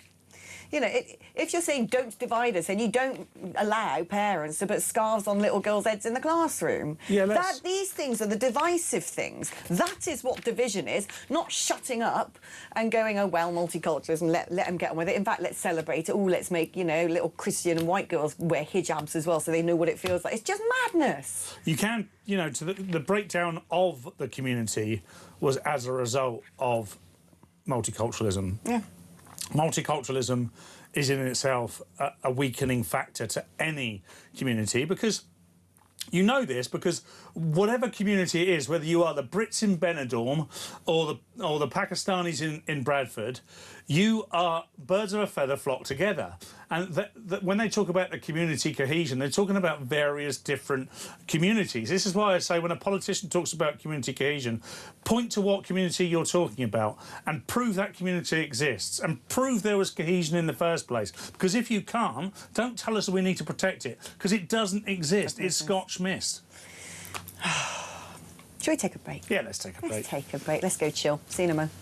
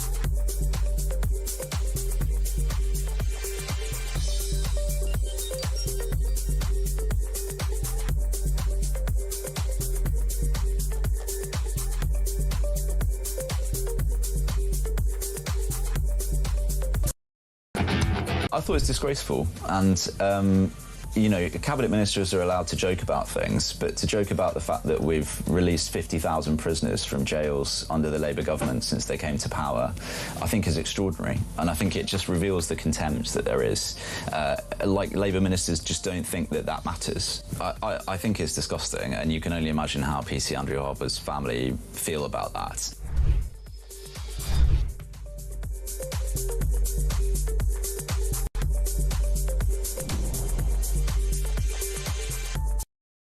Across the UK, on DAB+, on YouTube, on your mobile, and on your side. This is Talk. Here we go. Marine Le Pen has posted on July 26, 2016, France was struck by the horror of the attack on Father Hamel in the Church of Saint-Étienne de Rouvray. Today, the Islamist threat has never been more present. In 2027, we will strike at the root of evil by passing the bill to combat Islamist ideologies. There you go. Well said. Someone who's finally come out and said, problem, Islamism, we're going to go after it. And yet, it seems to me, most of our own politicians are silent. No one's said anything. How is that a peripheral view, by the way? What Marine Le Pen has said there is not a peripheral view. That view is probably held by large swathes of the British and French constituents, and I'm sure the German constituents as well. They didn't choose for Angela Merkel to open the doors in the same way that the French people didn't vote for anything that's been put in place by Macron, or anything that's been put in place in the UK by endless wet politicians that just don't have the gumption, the gumption required to stand up and protect, because in doing so they've got to make some incredibly difficult decisions, and they have to do they have to discriminate. They're not difficult decisions, they're very easy decisions. That's what is so infuriating. But it's difficult by their standard. Yeah. Because they've set out a standard that says, oh, no, everyone's equal. Yeah. All cultures are equal. Oh, sorry, it turns out they're not. Johnny, here a load of word soup. The British ambassador to Germany, Andrew Mitchell, has said shocked by the horrific attack in Berlin last night. Why? Are you shocked? We're in contact with the German authorities. Oh, great. The CSD, which I assume is the Christopher Street Parade, is a powerful expression of diversity, tolerance and love, and stands alongside the LGBT plus community across Germany. So I stand alongside the LGBT... It's just this absolute BS, isn't it? No one blimmin' is saying anything. No, and, there's no the Chancellor, substance. what a heinous act in Berlin, says Friedrich Merz. Hundreds of thousands of people from all over the world were peacefully celebrating at Christopher Street Day. They wanted us to treat each other with kindness and tolerance. Be kind. This is an attack on our society. We're open and freedom-loving. We'll preserve and defend that. How? The act will be investigated and pursued with the utmost severity. Well, good. My thoughts with the victims and their families. I wish the injured a swift recovery and thank all emergency responders. No, I'll tell you what you should have said, Friedrich Merz. You should have stood up and said, that's it. This is the last time we're going to let this happen. From now on, we're going to get really tough on Islamism. From now on, we are going to stand up against this blight, against this cancer that has infiltrated Europe, and this is what we're going to do. No. No, let's just talk about be kind, shall we? They keep talking about tolerance, don't they? Yeah, tolerance. They don't say what tolerance, though. What they're trying to create an image in our mind about is tolerance towards the LGBTQ plus community. It's not what they're saying. What they're actually saying is we must be tolerant towards the Islamist community, because you can be intolerant. There's nothing wrong with being intolerant. You should be intolerant to things that are anti our culture, like Islamist extremism. That's fine. Yeah. If we had a anti-Islamist Day celebration, that would be tolerant. That would be tolerant of the people that are right-minded. Can we organise that? Yeah, well, there aren't enough peace bollards in the world to protect against that, and that's the trouble. In fact, that would be very interesting to organise such a thing, because I'd be very interested to see the response, because I know what the response would be. Their knee-jerk response would be to say, that is intolerant. It's not in... Well, how can you be intolerant towards Islamists? Right. Why are you protecting Islamists? Let's do some messages. There are Catholic-only schools too. Is that division, says Dave in Dorset. Yeah. No, we can have Catholic schools here. I don't mind the idea of Catholic schools. When's the last time Catholics went around committing acts of terrorism? And also, it might not be the state religion, which is Anglicanism, but as far as I'm concerned, you know, it's Christianity, and we're a Christian country. Morning, Alex. While I agree on the majority of your points, if you were to ban all faith schools except for Church of England Roman Catholic ones, you're putting Jewish children at risk. No, I'd allow Jewish schools. Sorry, I would, because they need them. If I had to be completely honest, I'd probably face arrest, but where I am is, I believe, where the majority in this country is. Quite. Majority across Europe. And yet they still want to try and, you know, demonise the so-called far right, to fiddle about with elections and democracy, to stop them at any cost. Alex, it seems all too convenient that Number 10 North was all ready to go within 4 days of Burnham becoming PM. Also the fact that Manchester City had already purchased the land for this new office block, which is now under investigation as being illegal. The whole situation stinks, says Stan the man in Cheshire. Could you imagine? Could you imagine if Boris Johnson said, I'm going to set Number 10 up in Chipping Norton or something? We've got Number 10 of Oxfordshire. It'd be much nicer to have that in the countryside. The howls, the screams of this is avoiding accountability. Well, by the way, there is no use. Goes, yeah, I'm going to go work out of Manchester. And it's like, all right. It's of no value to move it there. Per head, per taxpayer pounds, the North gets a decent percentage more than anything does in the south, but with the south and southeast in particular generating a lot of that wealth. Now, you could argue historically, because of the way things have been, that it might be unfair and it should be distributed. But show me a country in the world, point a country in the world where there isn't a hub of power, and then they coalesce around that hub of power, and that's where the business is, that's where everything else is. The reason London is the way it is because of the River Thames. You know, the Romans had it as a capital because, well, Londinium wasn't quite the capital, but no, we've had Corinium, Ebor, Londinium. Exactly. I like my Aqueous Sulis. But it's just geographically, it's the best place for it to be because it was accessible from Europe and other parts of the world. It's not some right-wing conspiracy that we're in London. I mean, we're in London now, and looking out there, it doesn't. You know, I mean, it is the hub of power, and the one thing that's missing is Andy Burnham. It's ridiculous. I love the fact that we've got a Prime Minister who don't want to go to Parliament, don't want to speak to lobby journalists, doesn't want to be in Whitehall, doesn't want to do the job. Go back to being Manchester Mayor then. Ugh.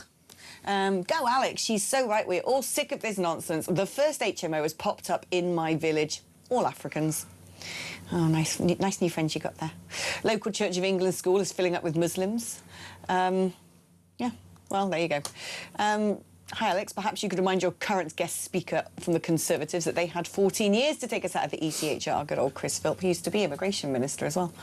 Something that Nigel Farage has been wanting all along. They derided him for suggesting it. They're now running scared of reform. The only reason they're now suggesting it's their policy, says Sue in West Sussex. It's funny that all the entities on the right are just now Faragists. It's all Faragism, but they don't want Farage himself to be in power. It's like, if you like Faragism, give him a clean run. Hi, Alex, me again. Surely to get around the ECHR when trying to deport foreign criminals, deport their entire families with them, says Elaine from Bracknell. Why the hell would I ever go back to the Tories? I've been betrayed by them since I was 18. I'm now 58. They had every opportunity to stop this invasion. They didn't. They're only saying now what Reform was saying anyway. So I'll stick with them, says Trevor in Harrow. Alex, I'm boiling with anger at your interview of Chris Phillips. 14 years, and all they seem to be doing is copying Reform policies. Sorry for shouting, says Jackie. Didn't know you were, love. A lot of people saying that. It's interesting. Yeah, perhaps you could remind the Conservatives they had 14 years to take us out of the ECHR. Just watched about outrage in Berlin due to mass immigration. Wait and see what will shortly be occurring in Spain, says Graham in Cheshire. Now, of course, that is because Spain, old Mad Sanchez, old Psycho Sanch, decided to give 500,000 randos citizenship. Merkel Mark II. Yeah. It's absolute bonkers because we can already tell him what's going to happen. And they always do it under the guise of propping up their economy. Their economy's failing. Well, the economy is there for a number of reasons. One of the reasons is to provide funding for the infrastructure. Now, if your infrastructure already is overwhelmed by immigration, the idea of bringing in immigration to pay for more immigration is nonsense. It's absolute nonsense. They're not going to get anywhere. All they're going to do is have non-community cohesion and probably more terror attacks, because you're going to find that when they arrive, they're going to say, well, we don't like the way you conduct your lives, we need to change that. I'm going to do that by demonstrating in this evil and violent way so that you change your ways. And it's just going to keep happening and just going to keep happening. And let's face it, the white liberal, often female cohort and cadre that seems obsessed with perpetuating this, what can only be described as self-harming politics, just sit back and go, well, this is kindness. Don't you understand? This is kindness. And we're not getting anywhere. We're just not getting anywhere. I'd like to see us enshrine a constitution in this country that means that we cannot go, this cannot continue to happen, that we define what our values are, we define what our culture is, and we work towards that. And that's where our cohesion comes from. Not the latest lefty idiot that tells us what it should be. And frankly, the right wing across Europe, around the world, needs to get real and start working together, because there's too much of this, like, oh, we can't share a stage with the AFD, oh, we can't share a stage with Rassemblement, we can't... No, you can. Sort it out, get together. You've got to work together to sort these issues out, because you're up against the might and the muscularity of supranational organisations such as the EU and the UN, unless there is cooperation, unless we start winning elections across all of Europe, and then those leaders start properly working together to undo this stuff, there will be no end. Right, let's take a short break. Back in a sec.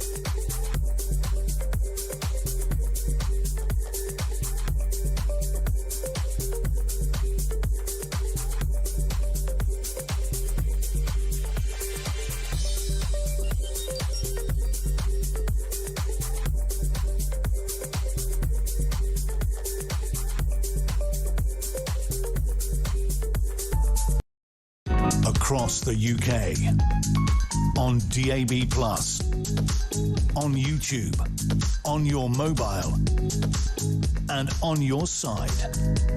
This is Talk.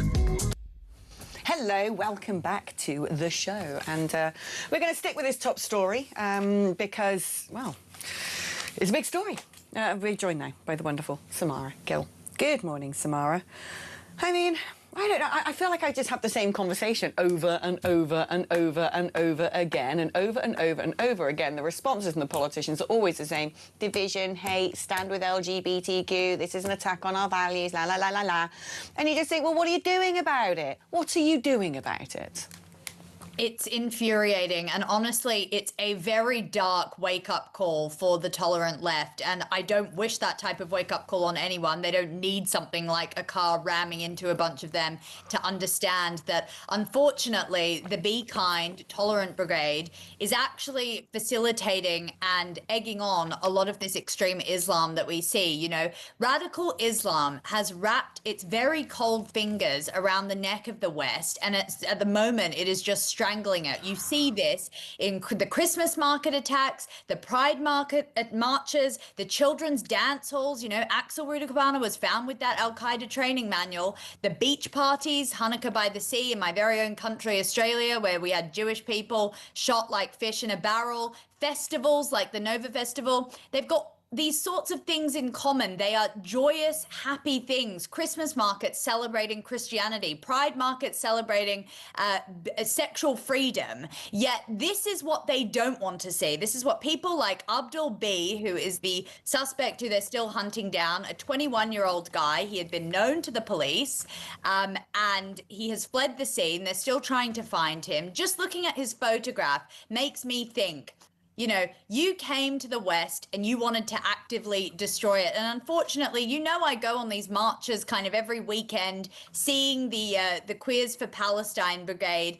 And I honestly feel chills down my spine, and I feel terrible for them today, because these are the people who are marching for those who would happily and gleefully ram a car into them. And that's the state of what's going on right now. And honestly, we've had the past week 641 migrants come on 8 boats in the last 7 days. We had a super dinghy that wasn't even intercepted that was carrying 165 illegal migrants from all these sorts of intolerant countries. You know, it was the size of a bus, and it was landing on our shores. And no one wants to put an end to this because, as you said earlier, they're too scared of being named intolerant and Islamophobic. I mean, it's the same old bump coming out of the people who are finally deciding they want to post about what's gone on in Germany. Ed Miliband, of course, our new foreign secretary, hurrah, has said he's horrified by the appalling attack in Berlin. Horrified, are you? My thoughts with all those affected in the entire LGBT plus community. They get to make it about that, don't they? They get to make it about something woke. This is clearly all about, you know, poor minority gays. The value of openness, tolerance and freedom are what unite us. Don't unite all of us, does it? Don't unite your Muslim friends, does it?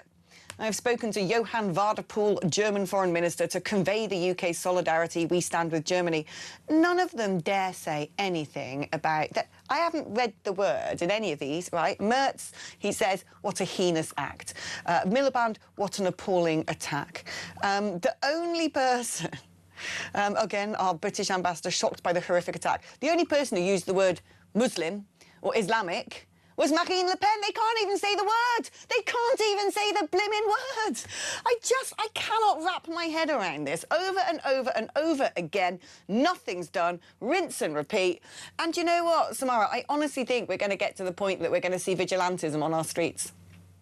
Yeah, absolutely. And of course, there's that film Citizen Vigilante, which, you know, I don't endorse what happened there. And I definitely don't endorse people taking this into their own hands. But unfortunately, governments are putting those in this position where they do feel that they're not being helped. It's like putting a Band-Aid over a bullet hole to not actually address that Islamism and Islamic extremism is the problem here. We had the same thing in Australia when the Bondi terrorist attack happened. Our Prime Minister didn't mention Islamist extremism once, and it is weak leadership that has gotten us into this position where we have innocent civilians dying because of it, and still they won't say anything, which is totally ridiculous. And you're right about the Labour government, the limp Labour government. You know, we have got this new Prime Minister who is acting on a message of hope, but unfortunately, you know, doing pub chip packet reviews is not going to cut it right now. We're in a very, very dire state, and we've got totally the wrong type of leadership in place. And that does make you think, what are the public going to have to do about this? And I'm not calling anyone to do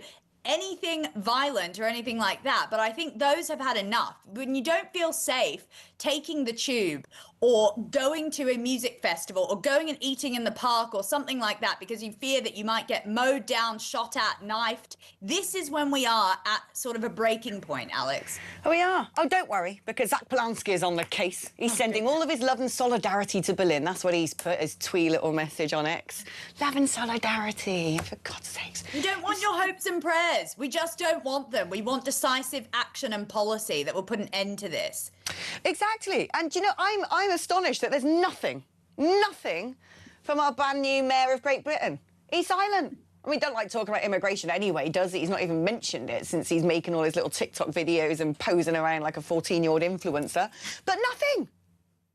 Yeah, it's woefully incompetent. I mean, he's too busy running around in his short shorts around Manchester trying to get another paparazzi opportunity to think it will boost his ratings. That's the problem here. You know, I had a bit of time for Andy. I was liking what he was doing on social media. I thought that it is actually, unfortunately or fortunately, reaching the wider public. But the issue is that type of stuff doesn't work when you've got an economy that's crumbling, a social care system that's totally, you know, taking all the money out of the economy, economy, and you've got major social cohesion issues that haven't been addressed. And that's what really scares me about this type of leadership. It's just not good enough at this point in time. He should have already made a statement. He should be on the phone to the German Prime Minister, and he should be trying to make sure that this doesn't happen on British soil, because already this year we've had 20 foiled terrorist plots just coming from the Iranian regime itself. Wow. And I know that you spoke to me a lot about this, and then I did some research into it. You know, the sleeper cells that are already in this country. We talk about spending money on defense, and everyone's had a hullabaloo about that. Unfortunately, we've already been invaded, and there are already massive problems within the country that are embedded now within society that we probably won't be able to get rid of if we don't crack down on them now. 20 foiled terror plots so far this year by Iran alone. That is quite a statistic. Brilliant research as always. Thank you so much for joining us, lovely Samara. Now go and cool your heels and enjoy the rest of your Sunday, my darling. She's brilliant, you know, because quite often I stay with Samara when I come down to London, because she's my bezza. I love her. We've got a proper little romance going on. But we talk a lot about, well, because we're news junkies and politics junkies, so this is often what we talk about. And we've had so many conversations about what I was saying earlier, about, you know, the level to which now, and that's what was interesting, speaking to Chris Phillips when he was focusing on deporting foreigners, you know, closing up borders, leave the ECHR, blah, blah, blah. And I'm like, mate, they're born here. Yeah. They're British.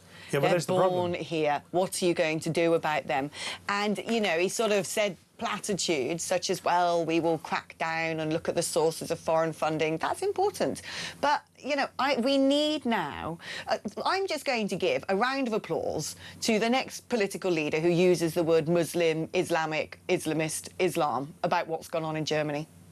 That's what I'm waiting for. Whoever dares to point out what is obvious, what we know, what the police have said, that this is yet another attack on Western society by Muslim terrorism. I just have no respect for anybody saying we stand with the LGBT community. No, you don't. You stand with the LGBT community by facing down these mad Muslim monsters, by using the word, by being a big boy, by having minerals, by actually having the confidence to say about what's going on, to speak truthfully to us like adults. Yeah, the LGBTQ plus community today must be slightly confused, because they've been told, particularly by Zach Polanski, who keeps talking about solidarity, and if I had my way, anyone who said solidarity would be immediately arrested. That's how tolerant I am with regards to that side of politics at the moment. But they must be very confused at the moment because of this allyship, because this is arranged marriage, particularly within the Green Party. I thought these were our friends, must be their thought. That said, having now been in media 4 or 5 years, particularly centre-right media, it's become more and more apparent to me that the most energised group are the gay group. The gay men in particular are very much tuned in and engaged with politics. And they see what's going on. They could have told you before this even happened what the biggest threat would have been yesterday as they attended this Pride event in Berlin. And they could have also told you exactly what we've said this morning, that nothing will be done about it. Nothing will be done about it. Who cares of the platitudes and the words from the kind of... Who cares? What good does it do? Do you want to hear a cool post? Yeah, I'd love a cool post. This is a cool post. Love of my life has written this. Love of my life. Love of my life. Jordan Bardella. He's like, basically, you know, that's my Brad Pitt. Right-wing, hot, future Prime Minister of France. Love to see it. So he's talking about, as Marine Le Pen did, because 10 years ago, on July the 26th, which is, today, how interesting. So it's 10-year anniversary of the terrorist killing of the priest in Saint-Étienne-de-Rouvray, murdered by 2 Islamic terrorists. And he says that as he was being murdered, the last words from the priest were, "Be gone, Satan." And Bardella says, "Be gone, Satan," such was the last word he addressed to his attackers. It sums up the need to confront relentlessly and without weakness this existential threat to our country. That's what I'm talking about, my boy. Yeah. That's why he's my Brad Pitt. It is evil. It is evil. It is evil. And do you know what? there'll be Muslims listening to this going, well, yeah, I'm not evil, I'm a Muslim. Well, I'm afraid, mate, that many people within your faith are indeed evil, and they're going around the planet, particularly the Western aspects of the planet, the anglicised aspects of the planet, and saying, we don't like your way, it cannot continue. It is evil. Right, should we take on that note a little evil break? When we come back, actually, let us do some other news stories, because there are political goings-on that we haven't discussed yet, so we'll park the Berlin atrocity for a moment. Just to let you know what's coming up on the menu of today's big breakfast of brilliance, we are going to be joined in the studio by my Bishop, Bishop Kai. We are going to be talking about all sorts of interesting stories relating to the Church of England, but actually it'd be interesting to get his thoughts on the rise of Islamism across Europe. At the top of the hour at 12 o'clock, we're also going to be joined by Ben Habib. So there you go. That's what's going to be coming up in the second hour, but there's still a quarter of this one left to go. If you want to have a chit-chat with us on the phone, then the number to call is 03444991000. It's your normal network rate. You can use that number to send a WhatsApp message or leave a voice note on WhatsApp. 8722 is the number to send a text message. Write the word talk before you text. It all costs what it should cost. No hidden anything, small print, blah, blah, blah, blah. See you in a moment.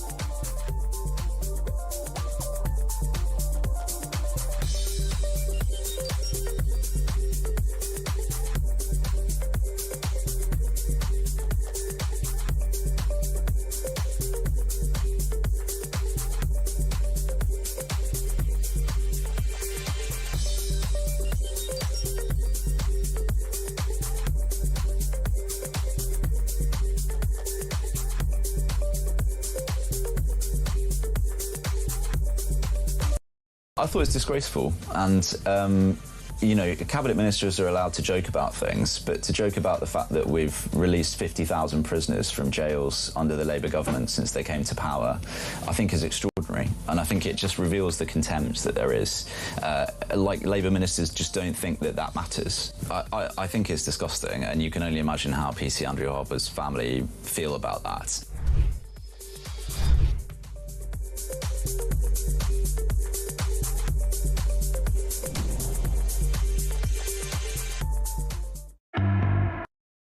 Across the UK, on DAB+, on YouTube, on your mobile, and on your side. This is Talk. Hello and welcome back. Let us talk about some of the news stories today. So we have, well, senior Tories are saying that women's prisons should be repurposed for men. Let out the women and put... Fair enough. All right. Yeah. Discussion concluded. Rape victim urges Burnham to ban sex offenders from early prison release. Well, that would make sense. This doesn't. Islamic bookshops are allowed to bring skilled migrant workers to Britain. Bookshops selling anti-Semitic texts, guides on how to beat up your wife, you know, books by the former leader of the Muslim Brotherhood, and they're allowed to bring their mates over from their Islamic countries to come and help them sell books. You don't need a skilled worker visa to stand behind a till. A couple of things, having read that story, by the way. Absolutely nothing is illegal in that story. You can write the book, you can sell the book, people can buy the book, and you can come and work in the shop and do so. I'm not suggesting that we should ban books. No. At all. In fact, but this whole idea that a bookshop can give out a skilled worker visa, what is that about? It's when you get kebab shops go, well, we've got to let everyone in from Bangladesh, don't we? No one else can carve that bit of weird meat on a stick. If you want to know where to buy the books, by the way, on how to beat your wife up, they are being sold in Leicester. So... Very lovely. Mm. The new PM goes for a jog. What is this? West Streeting has launched a charm offensive to win back Trump. There we go. We've actually got a little bit of meat at the last. I mean, Burnham, what's it? I'm going to go for a jog with a photographer. Like Samara is saying, it's pukey. It's pathetic. It is pukey. So far, Wes Streeting is trying to sort things out with Donald Trump. He's trying to organise for Pete Hegseth, the Secretary of War, to come over. He wants 40 countries to all get together to talk about what they're going to do about the Strait of Hormuz. And, yeah, a conference in London this week of NATO allies. Good for you, Wes, actually. Although, what is alarming is, considering John Healey stood down as Defence Secretary because they needed 15 billion more for the Defence Investment Programme, and now he's Chancellor. And it's like, you're going to get that 15 Should billion, be straightforward, shouldn't it? Are you? You said you wanted 28 billion, you got 13, here's another 15. All Burnham's commit to is getting to 3% by 2035. What an absolute prat. Like, it's just non-serious. It's just non-serious. Although, at least Wes Streeting sort of making semi-OK noises. He's probably the most sane out of the lot of them.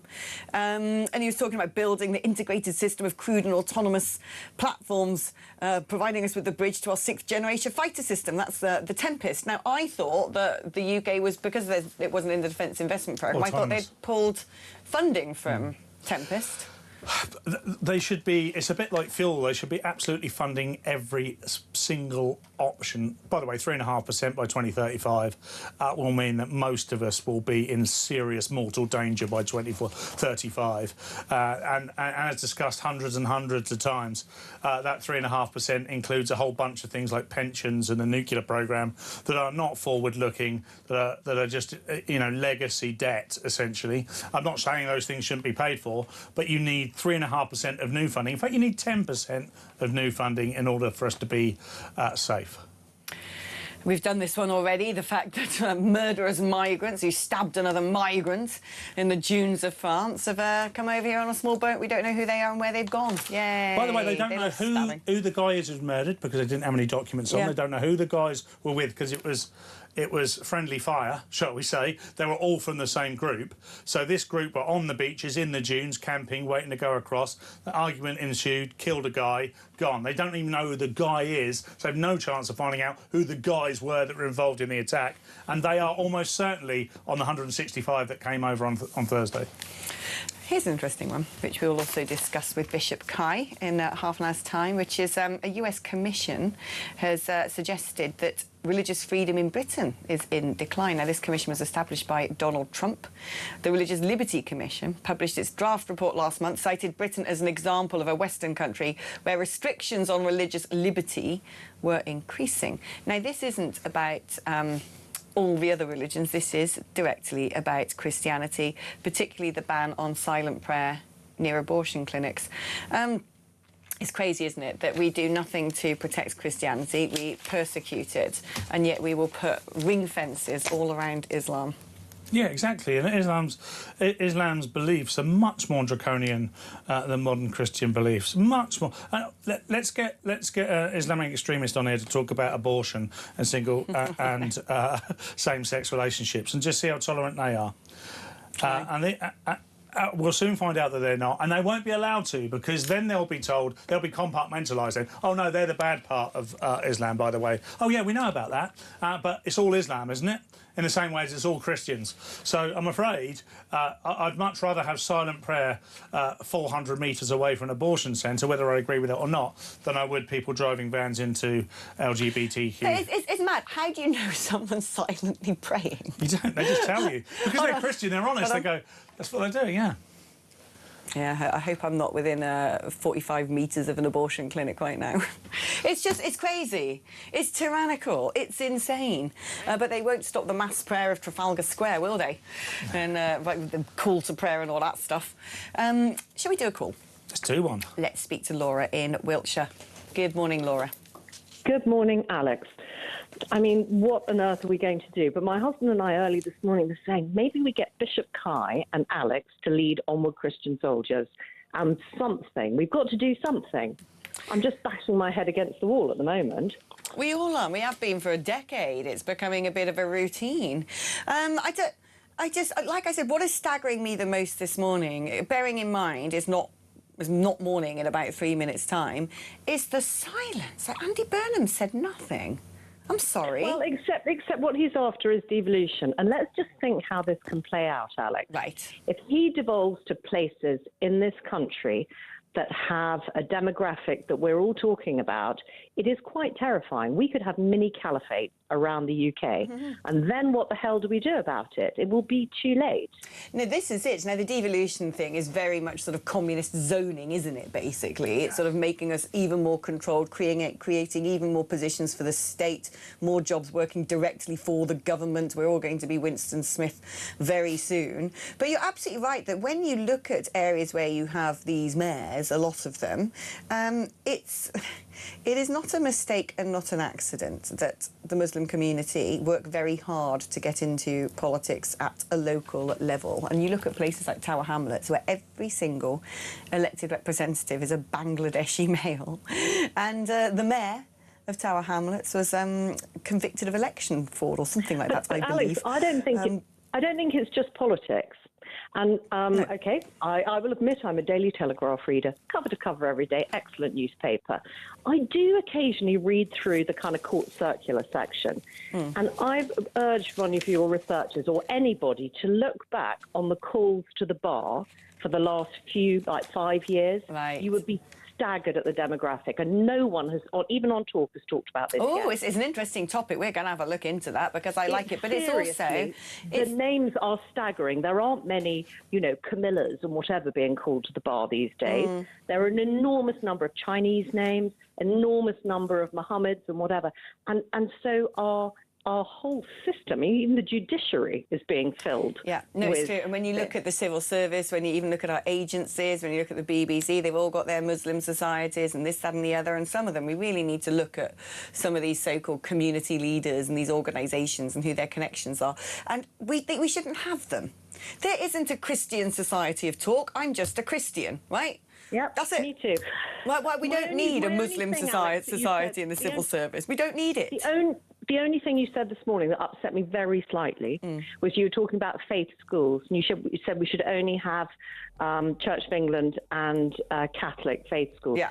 I think we're a Judeo-Christian culture. I know. I did add that I would have Jewish. No, I did add that. Yeah, I did add that. Of course, I'd like Jewish schools because Jewish kids are directly under threat. We all know why that is. Yeah, wonder why. I wonder why. But no. If you and Bishop Kai start a march, please. I don't know how we do it without getting arrested, Alex, but we would be behind you. Why, thank you. I like a good old hike me.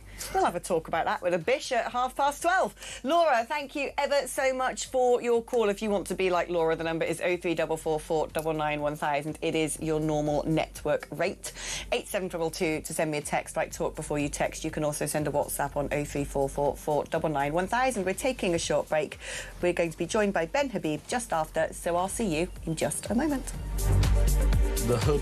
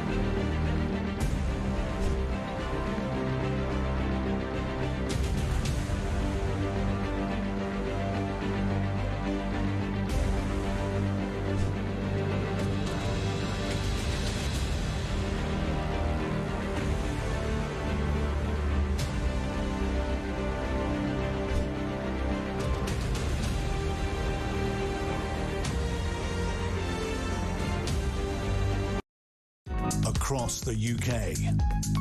On DAB+, on YouTube, on your mobile, and on your side. This is Talk.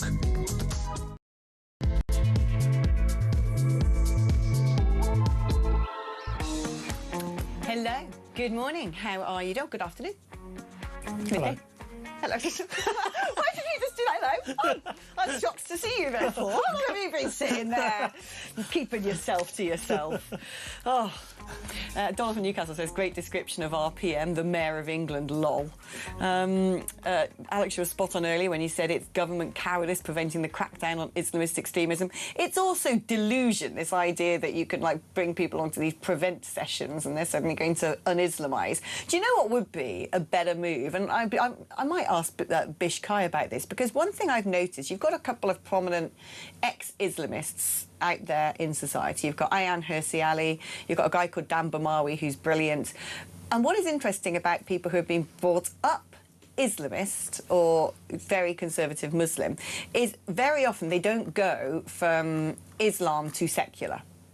You know, it's because you've sort of already been conditioned to want to have a belief, to need a belief, to, you know, your brain is wired up in that way. And so many ex-Islamists end up converting to Christianity. And I wonder if that would be a far better thing to do than try and sit down with some sort of kumbaya wokeatrons from Prevent. When actually what we should be doing is getting people who might be at risk of being radicalised into Islam and trying to push them into Christianity. Well, they don't believe in religion, the Kumbaya gang, because religion gets in the way. If you've got a religion, then you're not going to necessarily believe what they say. We've seen this before in dictatorships. I mean, as I said last week, do some reading. I haven't got time. But the point is, they don't want religion. Many people don't, you know, on the left don't want religion, because religion would in some ways replace the message they want you to consume. What religion does is take you away from that. I mean, what I would encourage absolutely everybody out there is independent critical thinking. You don't even have to listen to what I and Alex are saying, but take on board what we're saying. And form your own views. Don't just gobble it all up. And believe the evidence of your own eyesight. If you keep seeing one type of person driving their car into a certain type of group, perhaps these things are linked. I mean, just perhaps. Well, perhaps they are. Right, should we speak to Ben Habib? Let's speak to Ben Habib. Let's speak to Ben Habib. Morning, afternoon, sorry. Hi, Ben. Afternoon. Hi, Hi, how you doing? how are you? Well, all right, woken up another day, another terrorist attack, yet again more platitudes and nonsense from all the political leaders, just, oh, what an appalling attack, we're in solidarity with the LGBTQ community, blah, blah, blah, blah, blah. None of them, not one, so far, has used the M word, Muslim. Not one. Yeah, so, I mean, I don't like the term Islamist, if I may start with that. I know you were discussing it.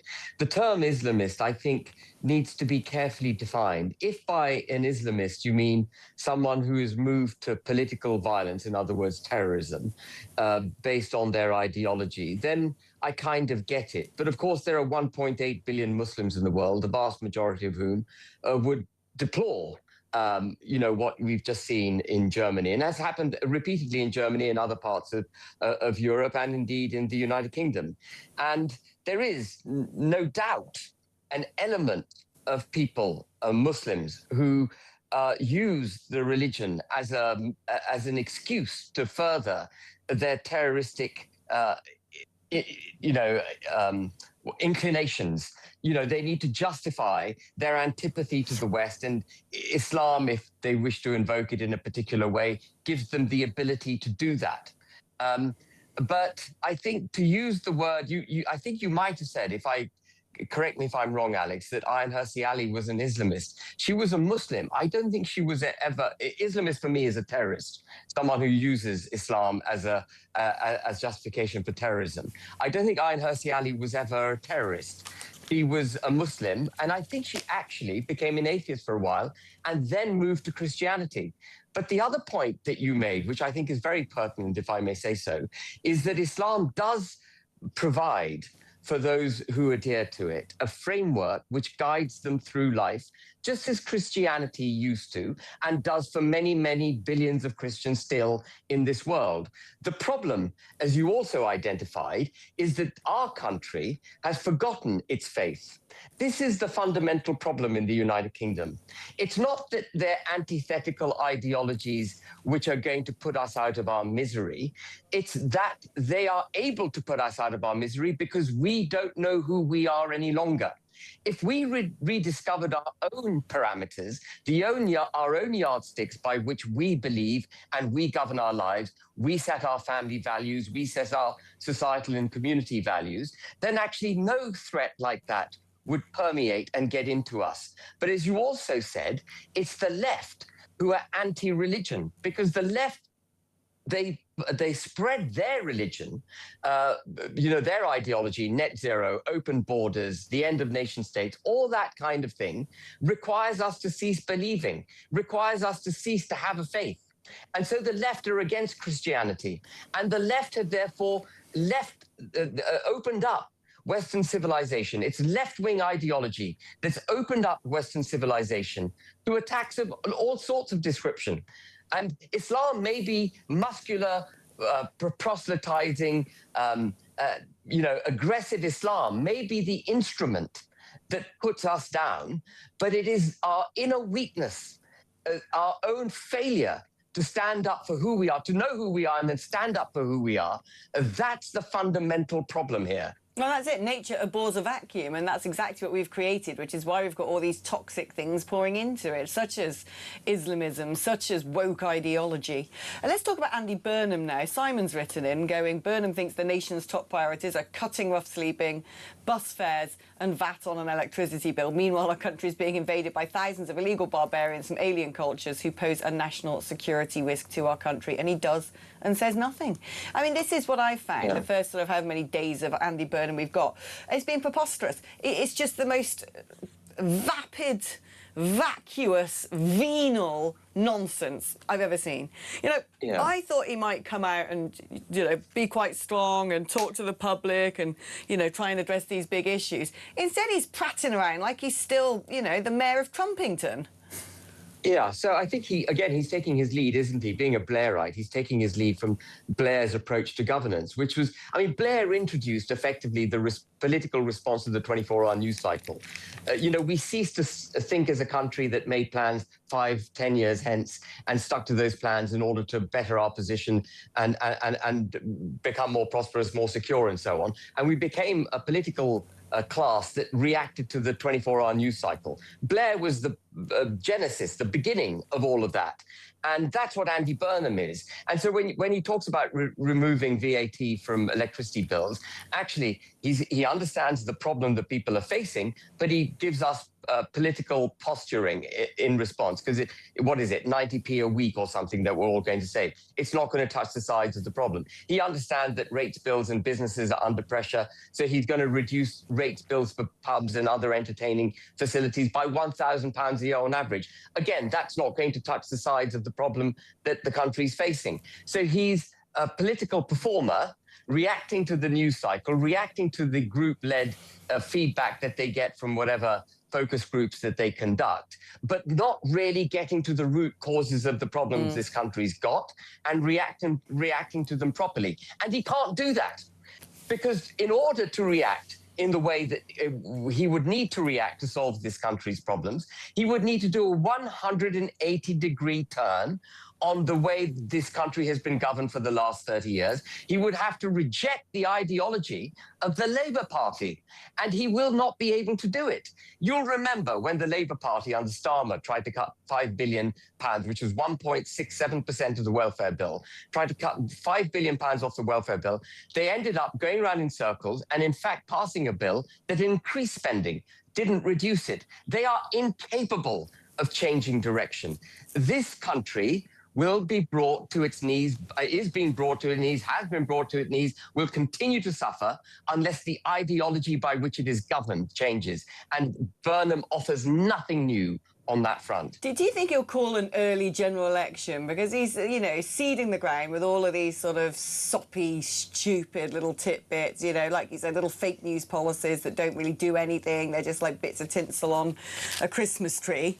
And I can see what he's trying to do. He's trying to push up his polling. There was one poll which showed Reform still leading, but Labour now snapping at their heels. But what happens on the first past the post is that translates into a Labour majority. And I wonder if he's going to look at that and think this honeymoon period is not going to last long. We've got to go to the ballot box now so I can get 5 years on the clock. I don't think he's going to do it. He's got 3 years on the clock anyway, so he would risk everything for 2 more years. And the field is so split at the moment. He would go from a 156-seat majority possibly to still having a majority, but probably to a hung parliament where he'd have to do a deal with the Liberal Democrats or the Greens. And I just don't think he'd do it. You know, fundamentally as well, Alex, as you know, we're governed by cowards. And cowards are not going to do anything that's brave. And calling an election now to get a proper democratic mandate would require an iota of bravery. He's not going to do it. He's going to sit there and just hope like Rishi Sunak did, that things will improve, which they won't, because unless you change the way the country's governed, nothing will change. He's going to hope that things will improve by some miracle. They won't, and he'll suffer a crushing defeat, I hope, in 2029. Ben, thank you ever so much. It's always good to catch up, Mr. Habib. Well, Ben doesn't think he's going to call one. I don't know. I just have a feeling that he might. I think it's because I kind of want him to. It will depend on what he's being told about the polls. They've got a great country, that they've closed their borders, they don't have terror attacks over there. Great. Can we all go to imagine? We all want to go to. I want to go to Poland and become a plumber. That's what I want to do. Yeah, I know. Actually. There's a number of schools of thought on this, but there is supposedly likely to be a burn and bounce. I think we've seen it and it's gone, if I'm honest. And therefore, by the time September comes around, well, because every step at the moment's a misstep. The biggest issue facing the country is illegal immigration. Illegal immigration includes Islamist terrorists. Islamist terrorists are driving vans into people in Berlin last night. We're not even talking about the initial problem, and we're certainly not even talking... we are not even talking about the problem overnight. So, unless something's come out in the last 5 minutes that I'm unaware of. So, of course, they're not willing to deal with it. And that, I believe that they think if they don't talk about it, they believe that it won't matter to people. But there is still a huge silent majority who it really does matter to. I'm just looking to see if Burnham said anything online, because I'm staggered so far that he's silent on... No, he hasn't! There's nothing up there! Not even in review of, like, Whatsits? There's nothing. He hasn't said anything about Germany. Nothing. Silence. Silence of the mayor. Not even solidarity? Not even herp. Solidarity. Solidarity. The last thing he wrote is, I'm used to people telling me things can't be done. I didn't accept it then. I won't accept it now. It's time to get Britain believing again and bring back hope. It's just nothing. He says nothing. But he's talking about number 10, the North there. Well, people said it can't be done. Not it can't be done. Of course it can be done. Hire out a bit, you know, the floor of a business suite. Get yourself a meeting room with a new black door. The reason people are saying it can't be done, most people are saying there's no point doing it. Everything on his timeline is some saccharine little stupid social media video behind the scenes at number 10 North. It's always good to be home, he says, in Manchester. It's just, this is the best day of my life, a little video there. The best day of his life. Announcement close to my heart, pulling a pint. It's like this man lives in some sort of, like, weird Disneyland where everything's lush and all he has to do is a BTEC in social media studies. I mean, what is this? Well, it's What mad. is this? I'm not saying there isn't a place for social media influencers. We just don't want one as our Prime Minister. And he seems... I mean, the man's an emoji! Who's back in the room now? Because it was the adults. Is this the adolescents are back in the room? I don't know who's in the room. Where's the room? Is it in London? Is it in Manchester? And who's in it? I'm fed up of people talking about this imaginary room where everything happens. Nothing's happening except the same old nonsense and terrible, terrible things are continuing to happen. I don't know what it's going to take. I'll tell you what it'll take, and it's really unfortunate, it'll take one of those terror attacks to take place outside that window there sometime in the next couple of months during the summer break. And yeah, did you see that? Do you know what was weird the other day? Huh? There was that story of armed police in a police boat going up the River Thames, colliding with Westminster Bridge, and kaboom goes the boat, and then they're having to, big scene, they're having to fish the policeman out of the water. Then it all suddenly went quiet. Have you seen the video?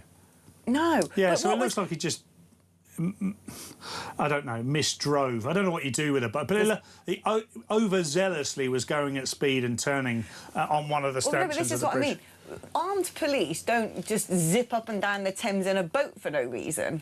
That's not normal practice, you know. Someone who sort of, you know, spends a lot of time looking at the River Thames through the window and sitting by it, they don't just... It was weird, that. Well, I'm like, where were they going? What was going on? That somebody maybe misgendered somebody, or there were some Brexity books on a shelf somewhere, and therefore they needed to get to the scene of the serious crime and sort it out. But like you say, there is things going on all the time in London that we're totally unaware of, blissfully unaware of, and perhaps that's for the best. But whenever stories like this disappear, I always think that there's got to be a reason what was actually going on in that incident. Yeah, of course. We're not going to find out that. We'll never know, will we? Again, it's all gone silent about dear Anne as well. We don't... Oh, yeah, I mean, the trial next year, by the way. There's only one reason to have the trial next year. Why is it so late? That's to calm it down. That's because they know that tensions are boiling. And what's going to go on with this geezer? Is he going to be kept in prison until then? Well, it'll have to be. One, he's been charged now, so he'll be on remand until next year.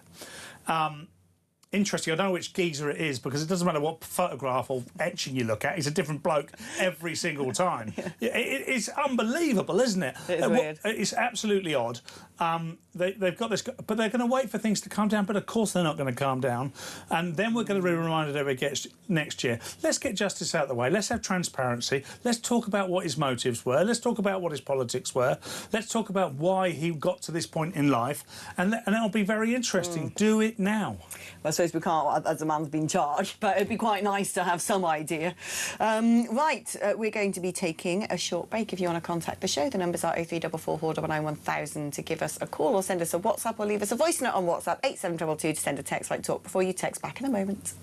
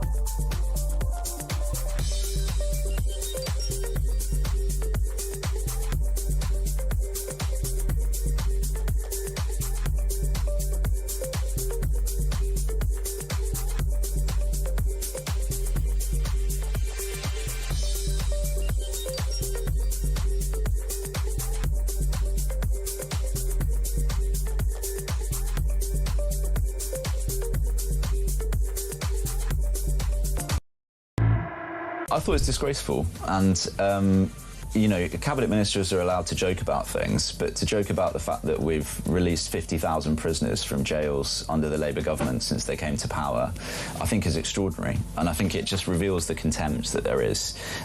Like, Labour ministers just don't think that that matters. I think it's disgusting, and you can only imagine how PC Andrew Harper's family feel about that.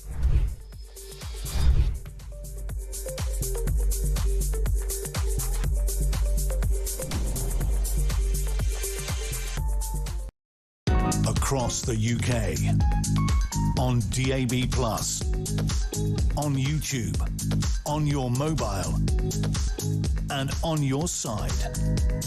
This is Talk. Messages. Here we go. John in Long Lawford. That's a great name, isn't it? Oh, Long Lawford. Long Lawford. Where's Short Lawford? That's what I want to know. I want to know where Long Lawford is. Yeah, OK. Where is Long Lawford? Should we have a guess? I don't think it's the size of Lawford that matters, Alex. It's the length of it. Burnham in his wretched Manchester. The guy hails from Liverpool. He's a Scouser, not a Mancunian. Why does he keep pretending otherwise? It is weird, isn't it? He is a Scouser. I know. I'm like, you're born in Bootle, son. Like, wait, it's weird. Alex, your guest asks what it will take for unending illegal immigration to stop. It's horrible to say, but it will take some mass casualty event which affects someone in Power's family, because seemingly nothing else is going to change it, and these folks will not stop coming because they're incentivised to do so. Our standing army is around 70,000. They are already outnumbered, says David in Lambeth.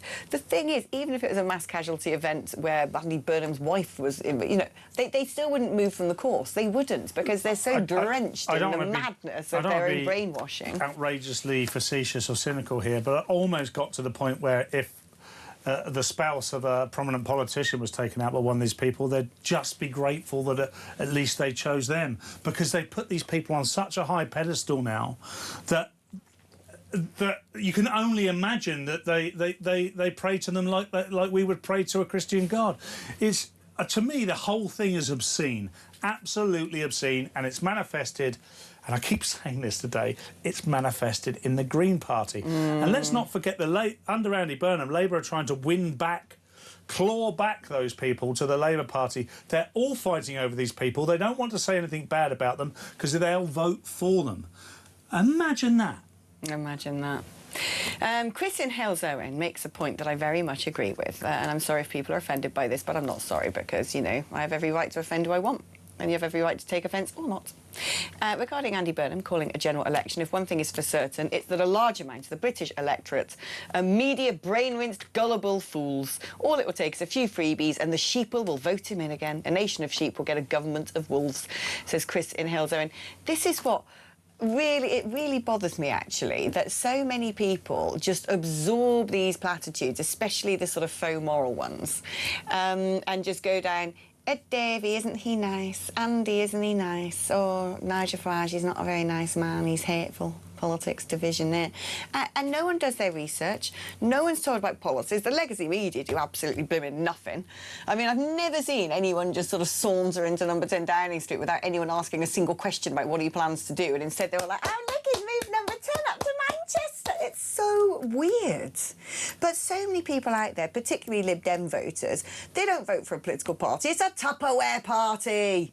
It's a knitting circle, because they don't understand politics. They just all want to look nice. And then the legacy media do absolutely nothing, say absolutely nothing when it comes to the record of some of these people on the left. You know, I think we've got to get serious and start calling them out. Every single day at the moment, the Times are going absolutely tonto about reform. The latest one is saying that their bank account was frozen during the election after George Cottrell donations, and that this was money that apparently went to a Richard Tice company, which then went to reform, and it's now being investigated by the Met Police. I mean, every single day there's something now, and I'm not saying that, you know, reform shouldn't be scrutinised or financial irregularities should not be interrogated, but it does look like a witch hunt. Look. It does. Okay. Well, it is a witch hunt, that's why. If it looks like a witch hunt, smells like a witch hunt, it's a witch hunt. I often think of this, right? If you are the head of a corporation and your employees die on your watch, you might be in your ivory tower somewhere across the river there, but you can be imprisoned for corporate manslaughter because you are indirectly responsible for the death of those persons because they were killed whilst working for you. Why do we not have such a thing for our governments and leaders? Why can a Prime Minister not be convicted, or a Defence Minister or a Foreign Minister or a Health Minister be convicted of corporate manslaughter on the basis that they have been neglectful in power? Right. It's under their watch. Why can't they be held responsible? You never, ever hear of them being held responsible. And if it's a civil service delivering something, a public-owned entity delivering something through a seconded Serco G4S, that Serco G4S, as much as you might hate them, they are likely to go to prison on the basis of someone dying under their watch. But you'll never see the minister, you'll never see the under-minister, you'll never see the civil servant be held accountable. It's true, isn't it? You know, if you're in a public office, that's it. You're just made for life. You can't do If you wrong. said to the Home... if you said to whoever's in charge of Home Affairs, you will be held responsible if people keep dying in terrorist attacks. You will be held responsible. because it's happening on your watch. You watch them change their policies just like that. They're not appealing to the lefty blue-haired people then. They're appealing to people like me and you going, right, what do I need to know? Because I don't want to go to prison and I want to protect people all of a sudden. There's no solidarity then. So I'd like to see more responsibility. Now, people would say, well, that would just put people off going into government. Well, I don't want the people that are worried about being put off going into government anyway. Because if I was in government and I had to send, you know, and I had to stop 99.9% of people coming on small boats, I'd sleep very comfortably at night because I'd know that I'd be preventing crimes later down the line. I don't want people in government who believe that they need to be kind by enabling killers.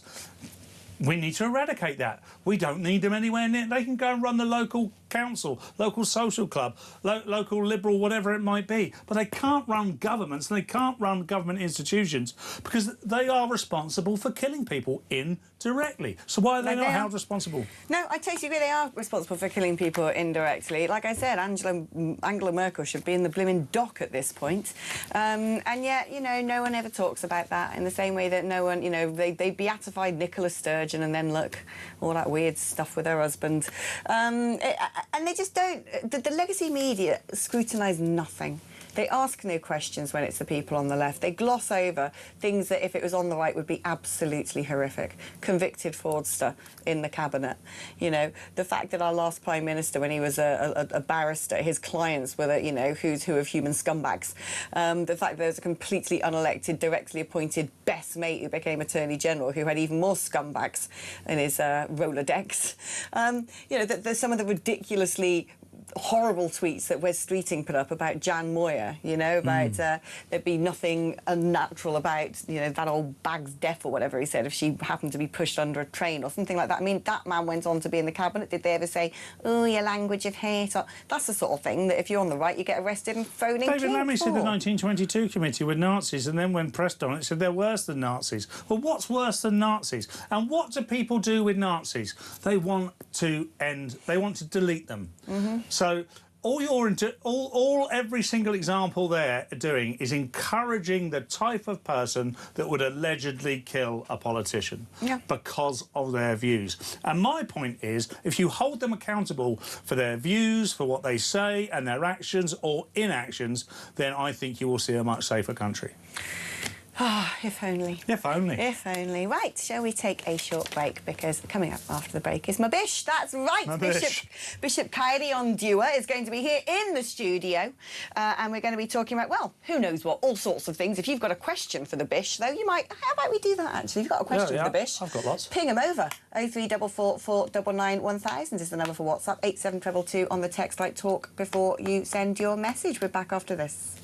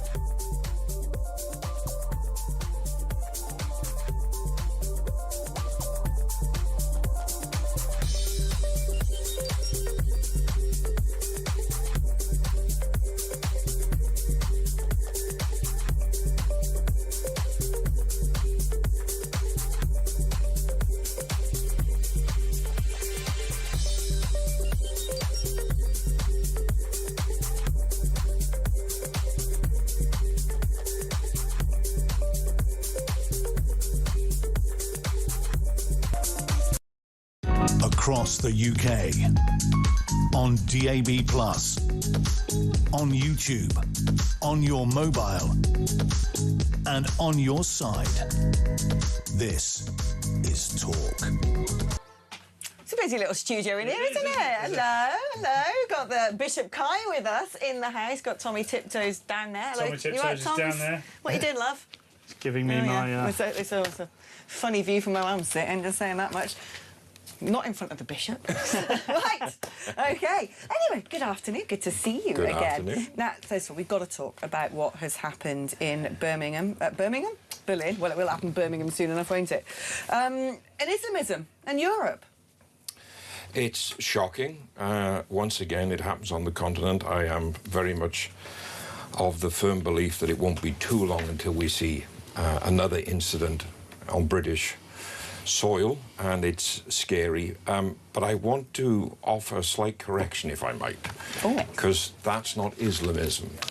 The belief behind that is mainstream Islam. The only difference is the way in which what we call moderate Muslims and fundamentalist Muslims practice it. But that belief of eliminating non-believers is a core tenet of the Islamic faith. And I think as societies, we need to start dealing with it in that respect.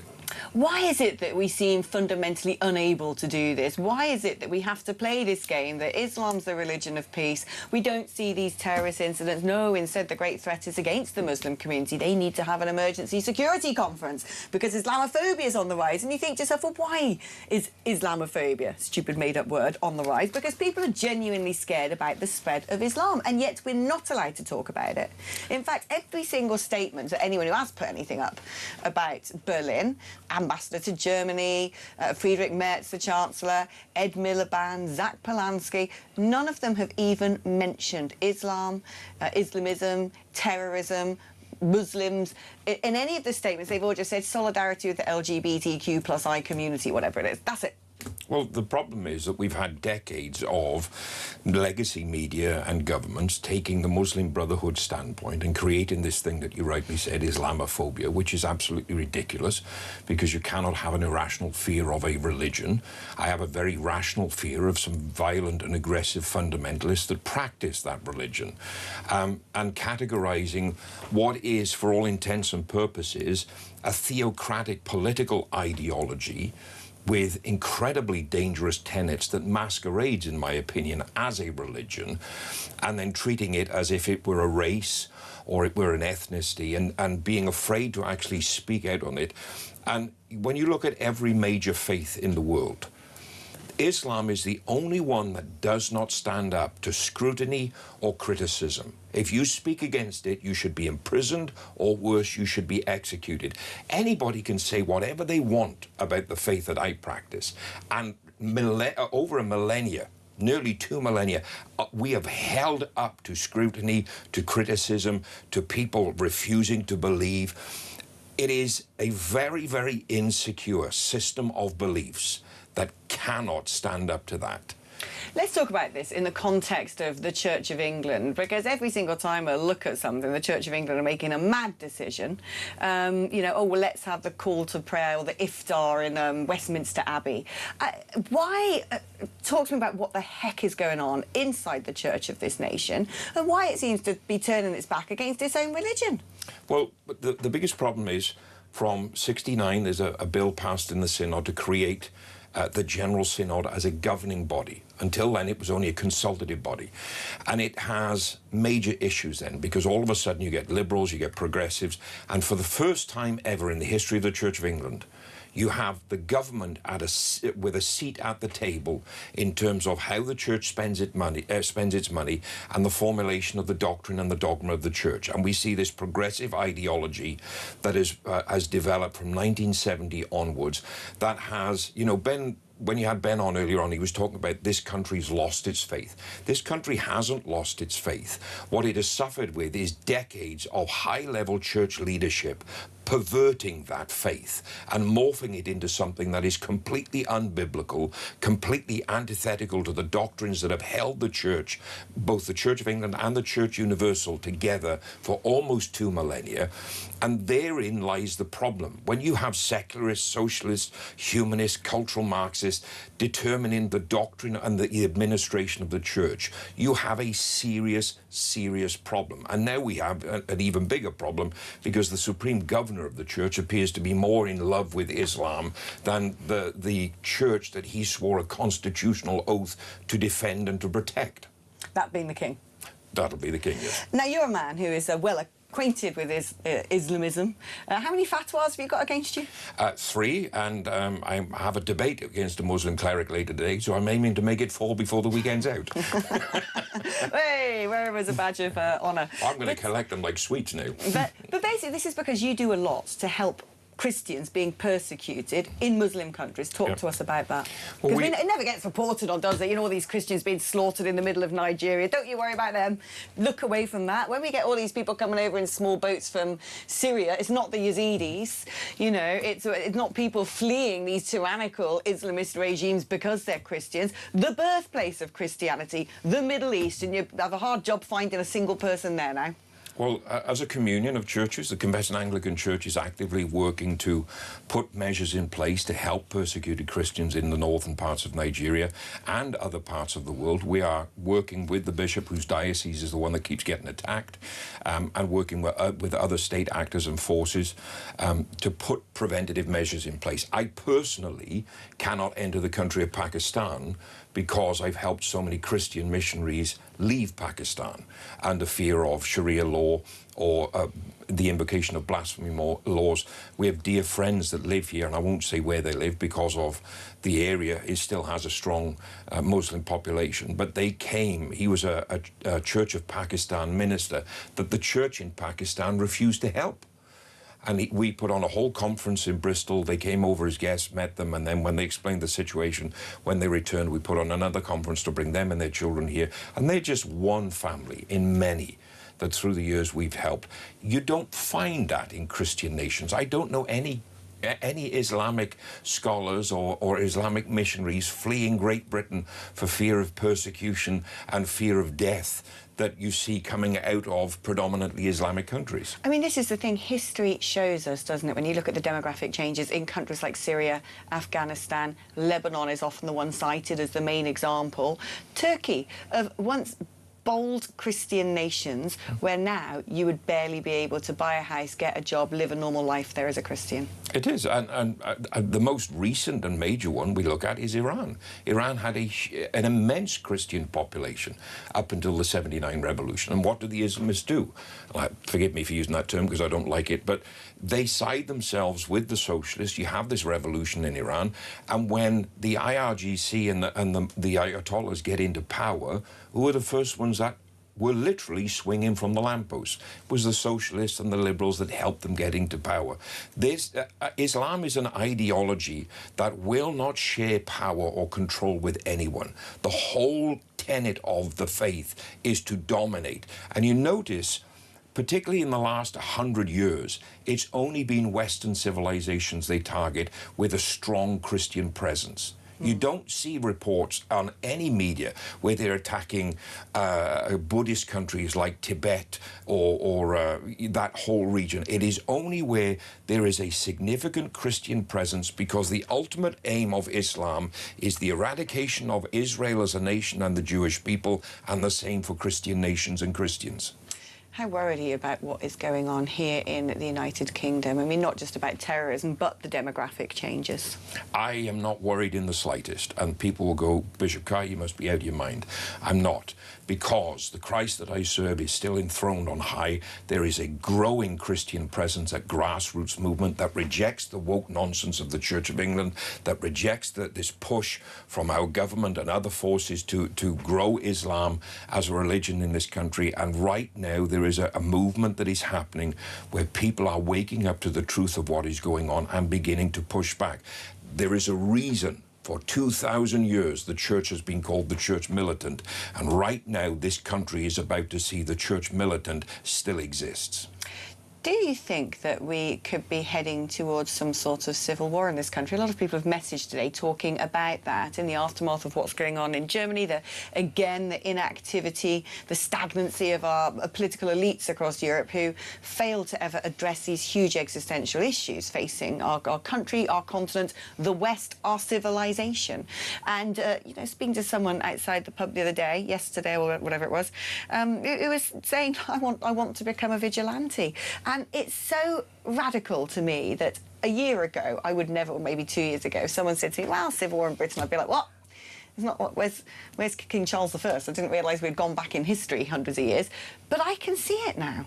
Well, I've been advocating for years that Britain is becoming increasingly closer to what I call the Cromwellian level event, as you mentioned, Charles I. And we are dangerously close. Now, my first fatwa was issued because of that cry.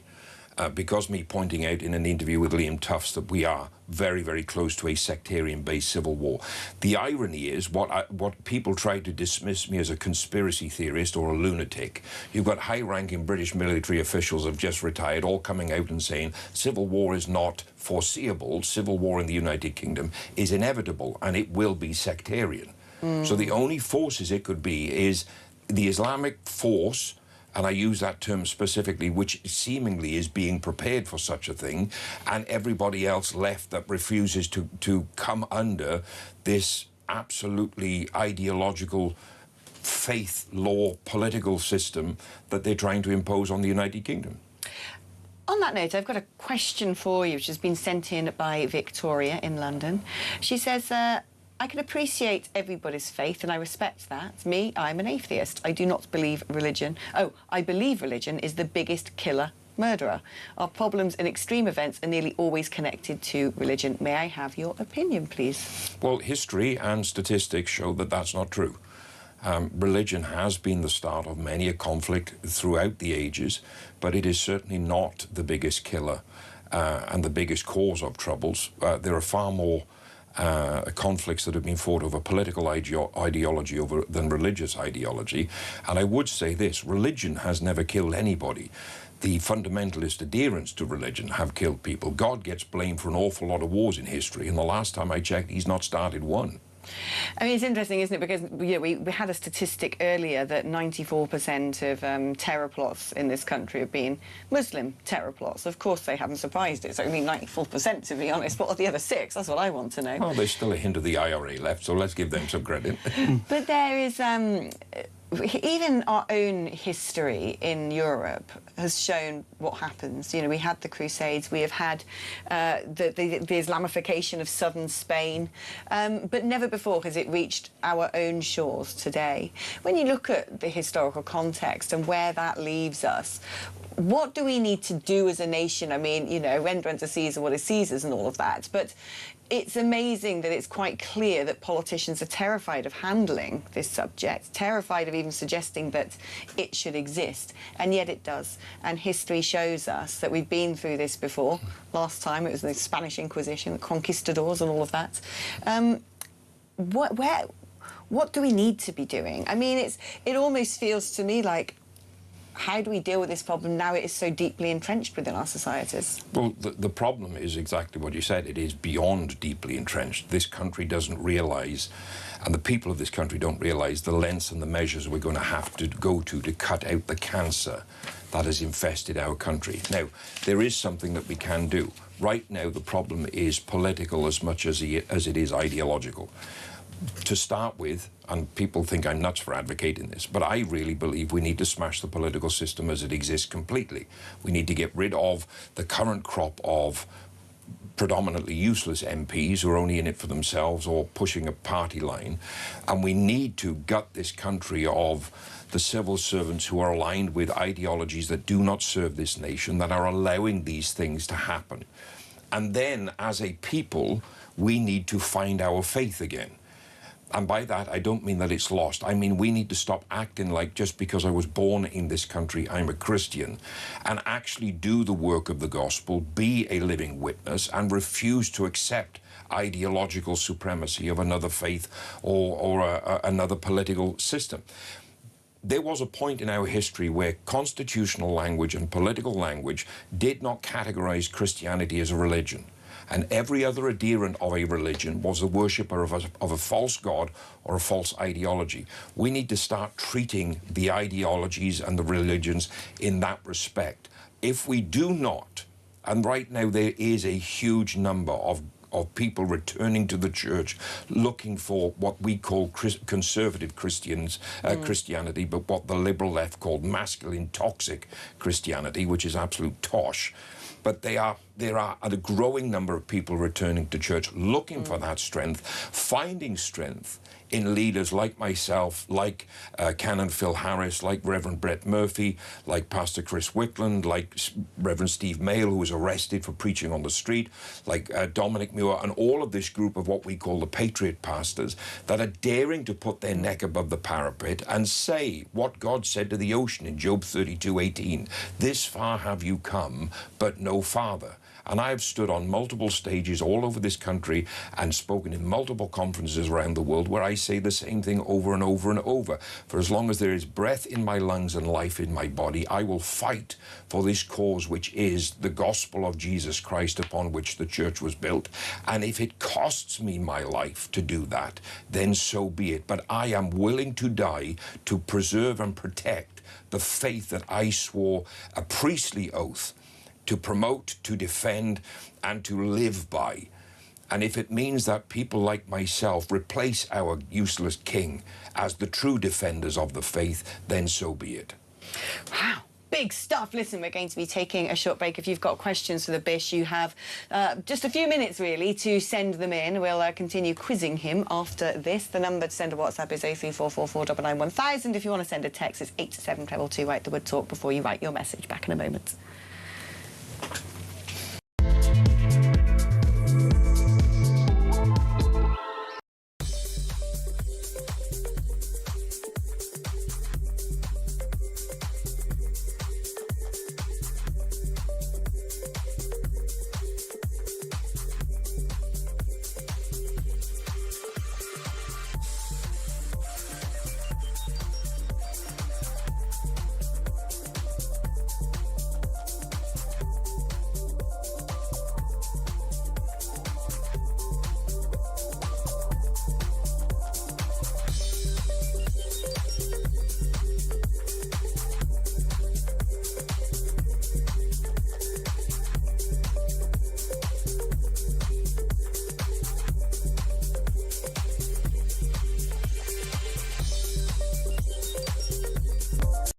To be here with you all in the heart of Manchester this Friday morning at the end of, you know, a fairly big week is just everything to me.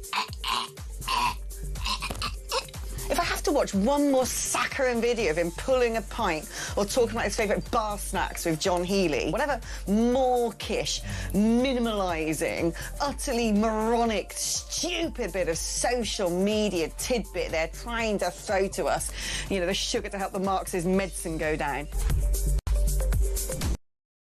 Across the UK, on DAB+, on YouTube, on your mobile, and on your side.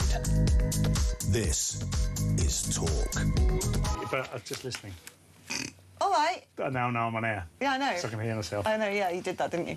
Right, OK, Nigel Farage has said something about Berlin online. He writes, horrendous attack last night. The strange left-wing alliance between Islamists and the LGBT community in this country cannot last. It's like he's been listening to you today, Paul. Yeah, I mean, look, I'm no advisor to Nigel Farage, but I definitely echo what he said, and I have said this on the show a number of times. And we were just discussing there about, you were just inviting me to chip in and talk to Bishop Kai. I'm seeing if Burnham's tweeted. No. And one of the reasons I didn't, Bishop Kai, as I'm going to call you that, whether you like it or not, is that that was just incredibly inspirational. And sometimes we just need to listen. I am someone who does a lot of talking. I'm employed to talk most days of the week. I'm employed at Talk. And you're employed at Talk, and I'm at Talk now.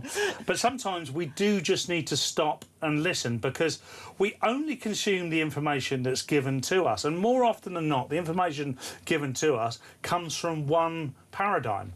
And it's just wonderful to hear you talk from a position of faith. And I'm still I'm a believer, I'm a Christian, but I'm still a big believer that the Christian faith has a huge role to play in this modernity we find ourselves in, irrespective of what we've been told, irrespective of what the left would preach. And they preach their own religion, as has been mentioned several times today. So obviously I'm very grateful, so thank you for what you keep doing, and I'm sorry to hear that you've got 3 fatwas. Oh, that's nothing. I've survived an attempted assassination as well, so they haven't taken me down yet. Good for you. He's got the hand of God on him, don't you worry about that.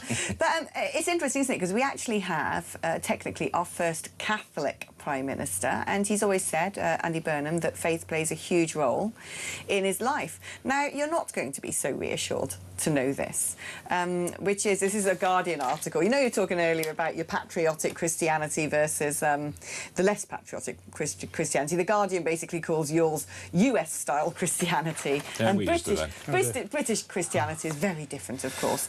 Turns out British Christianity is a bit like this, because so far Catholic and other organised religious pressure on Burnham has come from groups on the left.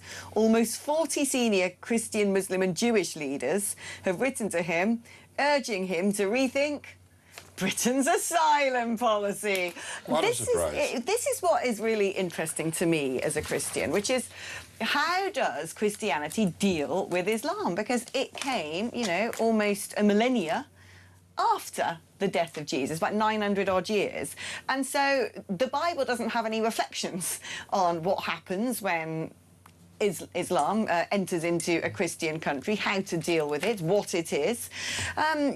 So how do we, from a sort of Christian standpoint, from a biblical standpoint, look in the Bible and understand how we're supposed to think and feel about this?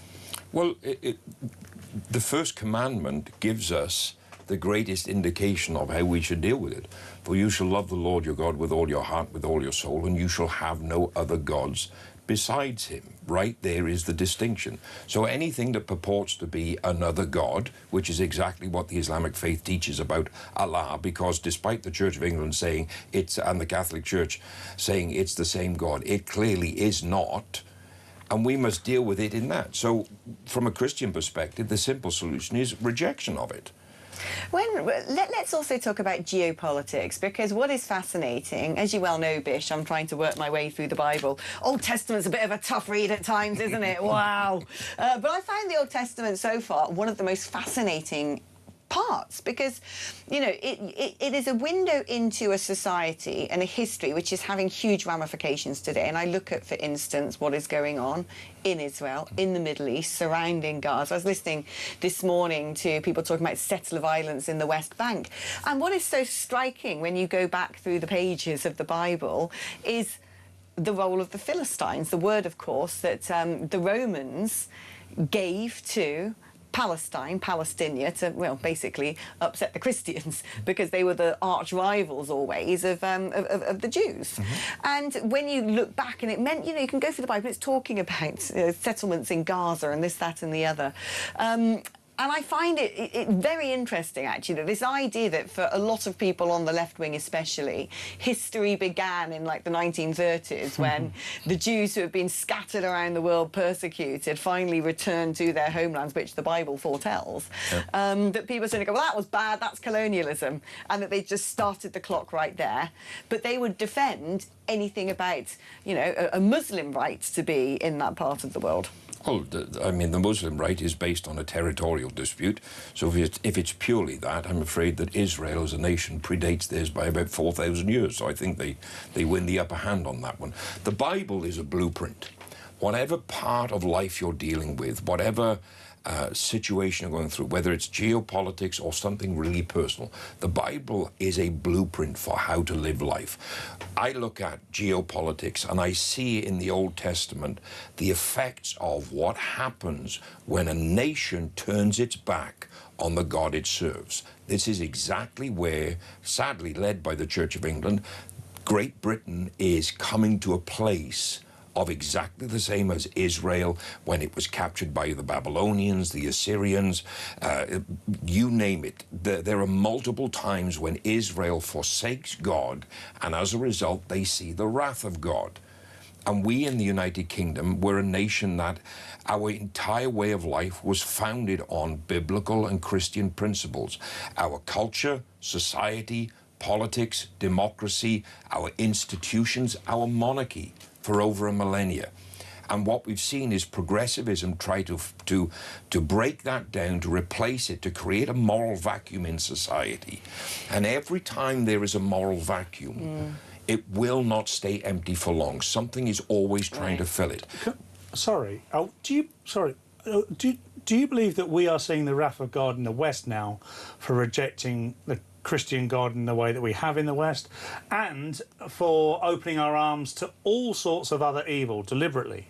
100%. If you look through the Old Testament and even parts of the New Testament, the first sign of the judgment of God on any nation, particularly Israel, is the destruction of their economy. What's the worst thing that we're going through right now besides immigration? Massive economic shifts, massive economic instability, not just in Britain, all across Western society. Western society whose nations for hundreds of years were built, founded and ran upon Christian truths, Christian principles, biblical truths, biblical identity, biblical principles. The moment we reject that, you cannot say, like, Great Britain has a millennia-long relationship between state and crown.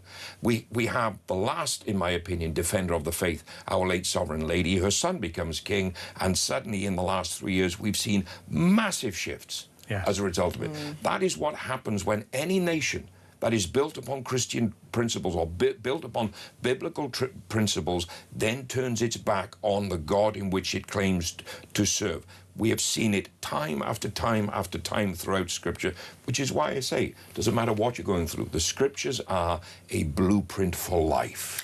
I want to read you some messages here because there's some brilliant ones. Brad in Cambridge says, "Hi Alex, I'm finding my religion again and the bishop is giving me hope. Thank you." Praise God. Bravo, if only he was the Archbishop. Jesus did warn against Islam when he said there would be false prophets. Alex, those of us who are Christians must pray for the protection of Bishop Kai. He has the testicular fortitude to stand up for the people of God and the truth of the gospel, says D. Someone's been watching my live streams. And Merv, so Merv is a good friend of this show, and I do remember Merv. Merv says, you may remember my predicaments, palliative care and all that. He's so perky, Merv. He often messages the show and he says, I'm in palliative care. He's lovely. I'm not a believer, even though I spent 5 years singing Salisbury Cathedral and a lad, but not really a believer. But I do like your guest. If anyone was to sway me, it would probably be him. Well, I'm so pleased to hear that, Merv. You know, you've still got time. But yeah, it's interesting because my favourite book I've read so far has been Isaiah, because so much in Isaiah points to exactly what you're talking about, and you read it and it's like he's talking about today. Well, you look at the prophet Isaiah when he predicts the birth of Christ. He talks about it like it's happened, and his prophecy is 600 years before Christ is born. The prophetic insight that Isaiah had, and we see it through Scripture. You look at where we are as continental Europe, including Great Britain as a continent. It's prophesied in Isaiah.